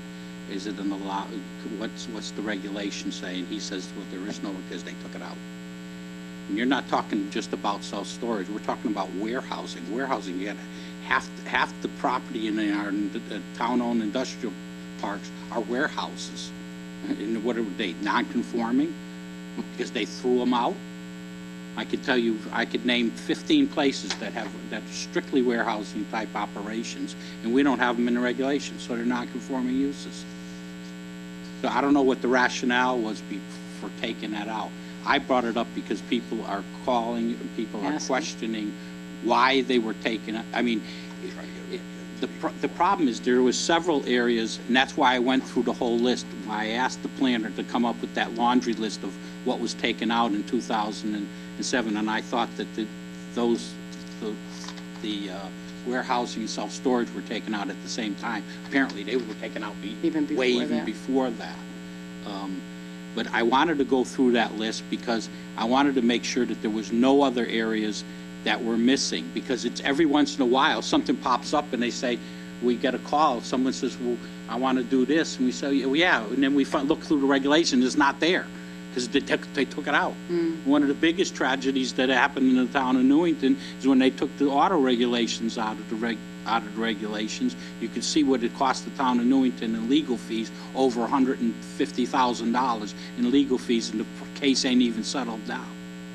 And we have 60 or 70 auto-related businesses in the town of Newington that are non-conforming because of the action of that commission. And that's the things that I'm trying to correct. And I wanted to make sure that there was no other items like that that can come back and bite us. They took out the drive-throughs, we had to put those back in. They took out the accessory apartments that this gentleman came in tonight to apply for. They took those out, we reinstated those. I mean, we're trying to correct some of the mistakes that they made. They were mistakes. on the subject of the accessory, some lady on Facebook was looking for a basement apartment in Newington to rent or share rooms. Are there specific regulations? I commented that she should probably call the town planner and find out what's allowed in Newington and what's not. Well, I don't think you can do a basement apartment anywhere in Connecticut. I don't think basement apartments meet building code. But and then she asked about house sharing. Are there any regulations on house sharing? You just do what you want. It gets into the gray area. I mean, where does house sharing stop and it becomes an Airbnb? You got to remember on this Airbnb, I hit it one more time. This was not something that this commissioner, Frank Aida, went out and start looking at well, that guy's got an Airbnb. No, we got complaints from the public. People that lived in the neighborhood saying, hey, this guy's got people coming in and out of here on a regular basis. But those people also came, I was here that night, those people came and testified that they had no complaint. There was one person that filed a complaint who has history of complaining in that area. Well, I'm just being the devil's advocate here. Yeah, but it's still a public complaint. Correct, but no matter if it was one person or what their motive was or whatever. Most of the zoning enforcement is done based on complaints. Right. I mean, it's obvious that a lot of times the zoning enforcement officer doesn't go around looking for stuff. If he gets a complaint, then he has to act. But I mean, we're a complaint-driven reaction to violations. But as Commissioner Payne indicated, if that person wanted to come back in here with a $500 application for a text amendment, like, it's like saying Amara did it. They came in for a text amendment, and if you want to pay the money, take your chances. Yeah, It's a anybody could come in crapshoot. and say, I want to make a change, I would like to make a change. On that, even on the storage or the warehouse, if someone came in and said, it's not in the regulation, I want to put it back in, and they came up and took the old regulation and regurgitated it and brought it to this commission, and we would have a public hearing, and we would act on it based on that. I think that's probably what's going to happen with that self-storage. If someone's going to come and say, I want to put self-storage, I want to put warehousing, I want to be a conforming use, and they come in with a text amendment. I don't know if this commission's going to go and start and be the applicant for that type of thing. I brought it up because we're getting phone calls, the planner's getting questioned. He's got more than one phone call on people requesting information on self-storage. Has he advised them that they could come in on their own? Well, I'm just curious. Sometimes when I'm having a conversation with someone about something they want to do that the regs don't allow, if they say thank you and hang up, then that's the end of it. But if we keep talking, eventually I'll probably get around to suggesting that they consider amending the regulation, what the process is, how much it costs. It depends on the kind of conversation that we're having over whatever the thing was that the person wants to do. Yeah, some people just call and say, is this an allowed use? Well, I was thinking about I'm looking at a piece of property over on Stam Road, and it's in a PD zone. Can I put self-storage in? And he would say, no, it's not an allowed use. And if they say, well, thank you very much, that's the end of the conversation. And sometimes I already know what the sense of the commission is on a particular item. And I'll tell the person, well, you can apply, but here's the track record of that issue with the commission, and that you might be better off saving your money. And although I've been here, sometimes I'm not here. Have the regulations that you went through for those hours and hours and hours, have they been approved? Because I want to know about the chickens, because I have a big shed in my backyard and I want to put chickens in. No, I'm only kidding about that, but The regulations. it gets brought up every once in a while. Has everything been resolved? I don't know. No, it's not been Nothing. resolved, and we haven't touched it. We're hoping that it just disappears, because we don't want to tackle that issue about chickens. But the because other ones it's going to have- be a passionate. But you went through a whole bunch of regulations. Did they go? Yes. They were approved. Everything's taken care of. There's just a couple that were left out that are hanging out there in limbo. There's always going to be something in the regulations that's going to have to be changed or revised or massaged. It's an ongoing process. Those regulations aren't like the Ten Commandments. They're carved into. Talking about the Ten Commandments, I'm giving up these meetings for Lent, so thank you, gentlemen. Well, that would be a Good idea. good idea for us. And me too. Am I blood pressure? Okay.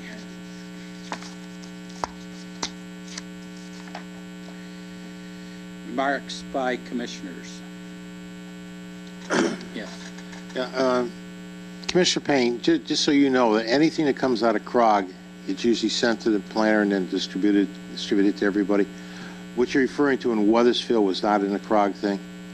But again, CROG itself is basically telling it, and I'm not a proponent of everything that CROG does, but they're basically saying this is what's out there and letting the abutting towns know about it. With regard to the railroad station, you might want to contact the gentleman that took over Mike Saunders' position. I think there was part of that, the agreement when they did the busway there. I don't know who the gentleman is. I met him once and I forgot his name. Thank you. Any other commissioner remarks? Anything to bring before the commission? Dominic? Yeah, I want to make sure the town planner has the things that I wanted brought to the zoning enforcement officer. Additional violations down on Kelsey Street. A sign on Main Street. There's we asked them for quite a bit of time about the billboard on the mattress company on the Berlin Turnpike. Matches for less, he's using the sign. Matches The for less. truck is the sign. Okay. And then That's I a believe- billboard truck? Yeah. Billboard truck? That's correct. Yeah, and then you've got the Airbnbs, just that. Yep. And then the other violations over on Day Street, so that we're consistent. There's massive pallets and all kinds of ugly stuff over at the end of Day Street. And then he's been working for months on the parking lot that's being used as a storage area for pipe and construction debris On Day Street? on Day Street. It's the old Merrill machine. I think that was no sexy stuff. No, I don't think so. I don't think so. Yeah, Okay, I'll have He him. knows who the owner is. He should, if he's not been able to contact, should start fining them. If he sent all the paperwork to the point, then he should start fining them. If he starts fining them, then I'm sure that the guy will get in contact with him right away. And we could clear this up. We don't really want to start that, but he pushed us to the point where we gotta do something. Okay. Okay, I have no remarks. Do we have a motion to adjourn? Make a motion to adjourn. All in favor? Aye. See you in 2 weeks.